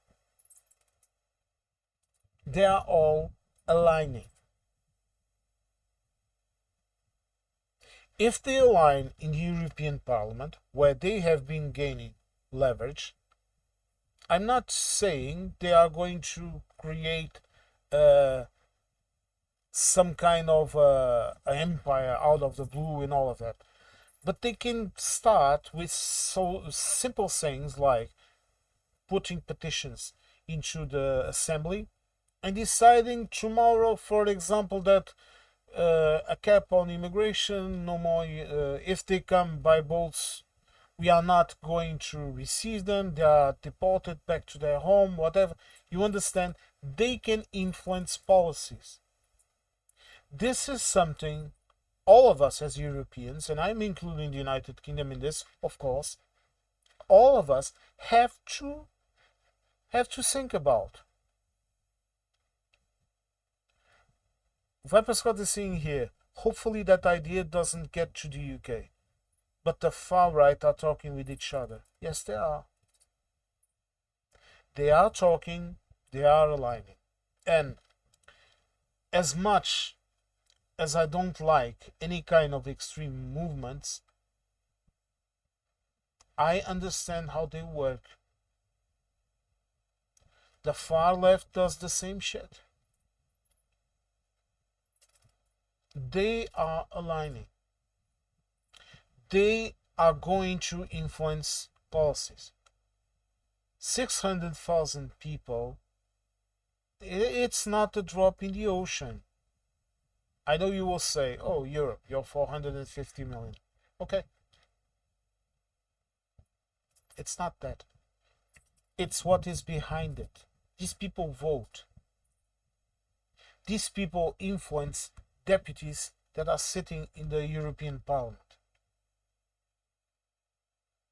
Already, because I always say this, you need the balance of the right wing or conservatives or whatever you want to call them, and the progressives or liberals in the far left or whatever. You need that balance.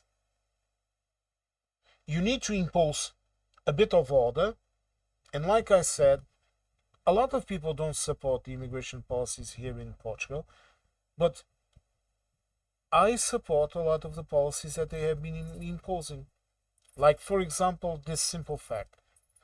In this moment, in order to come here to Portugal, unless you are a political refugee that asks for political asylum, okay? That has nothing to do with this, okay?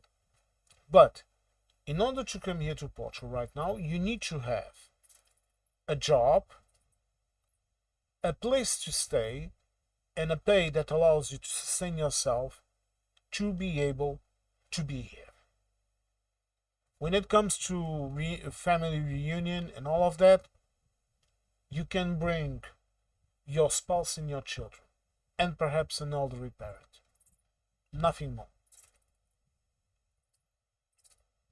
Okay? I support all of this because there was a lot of abuse.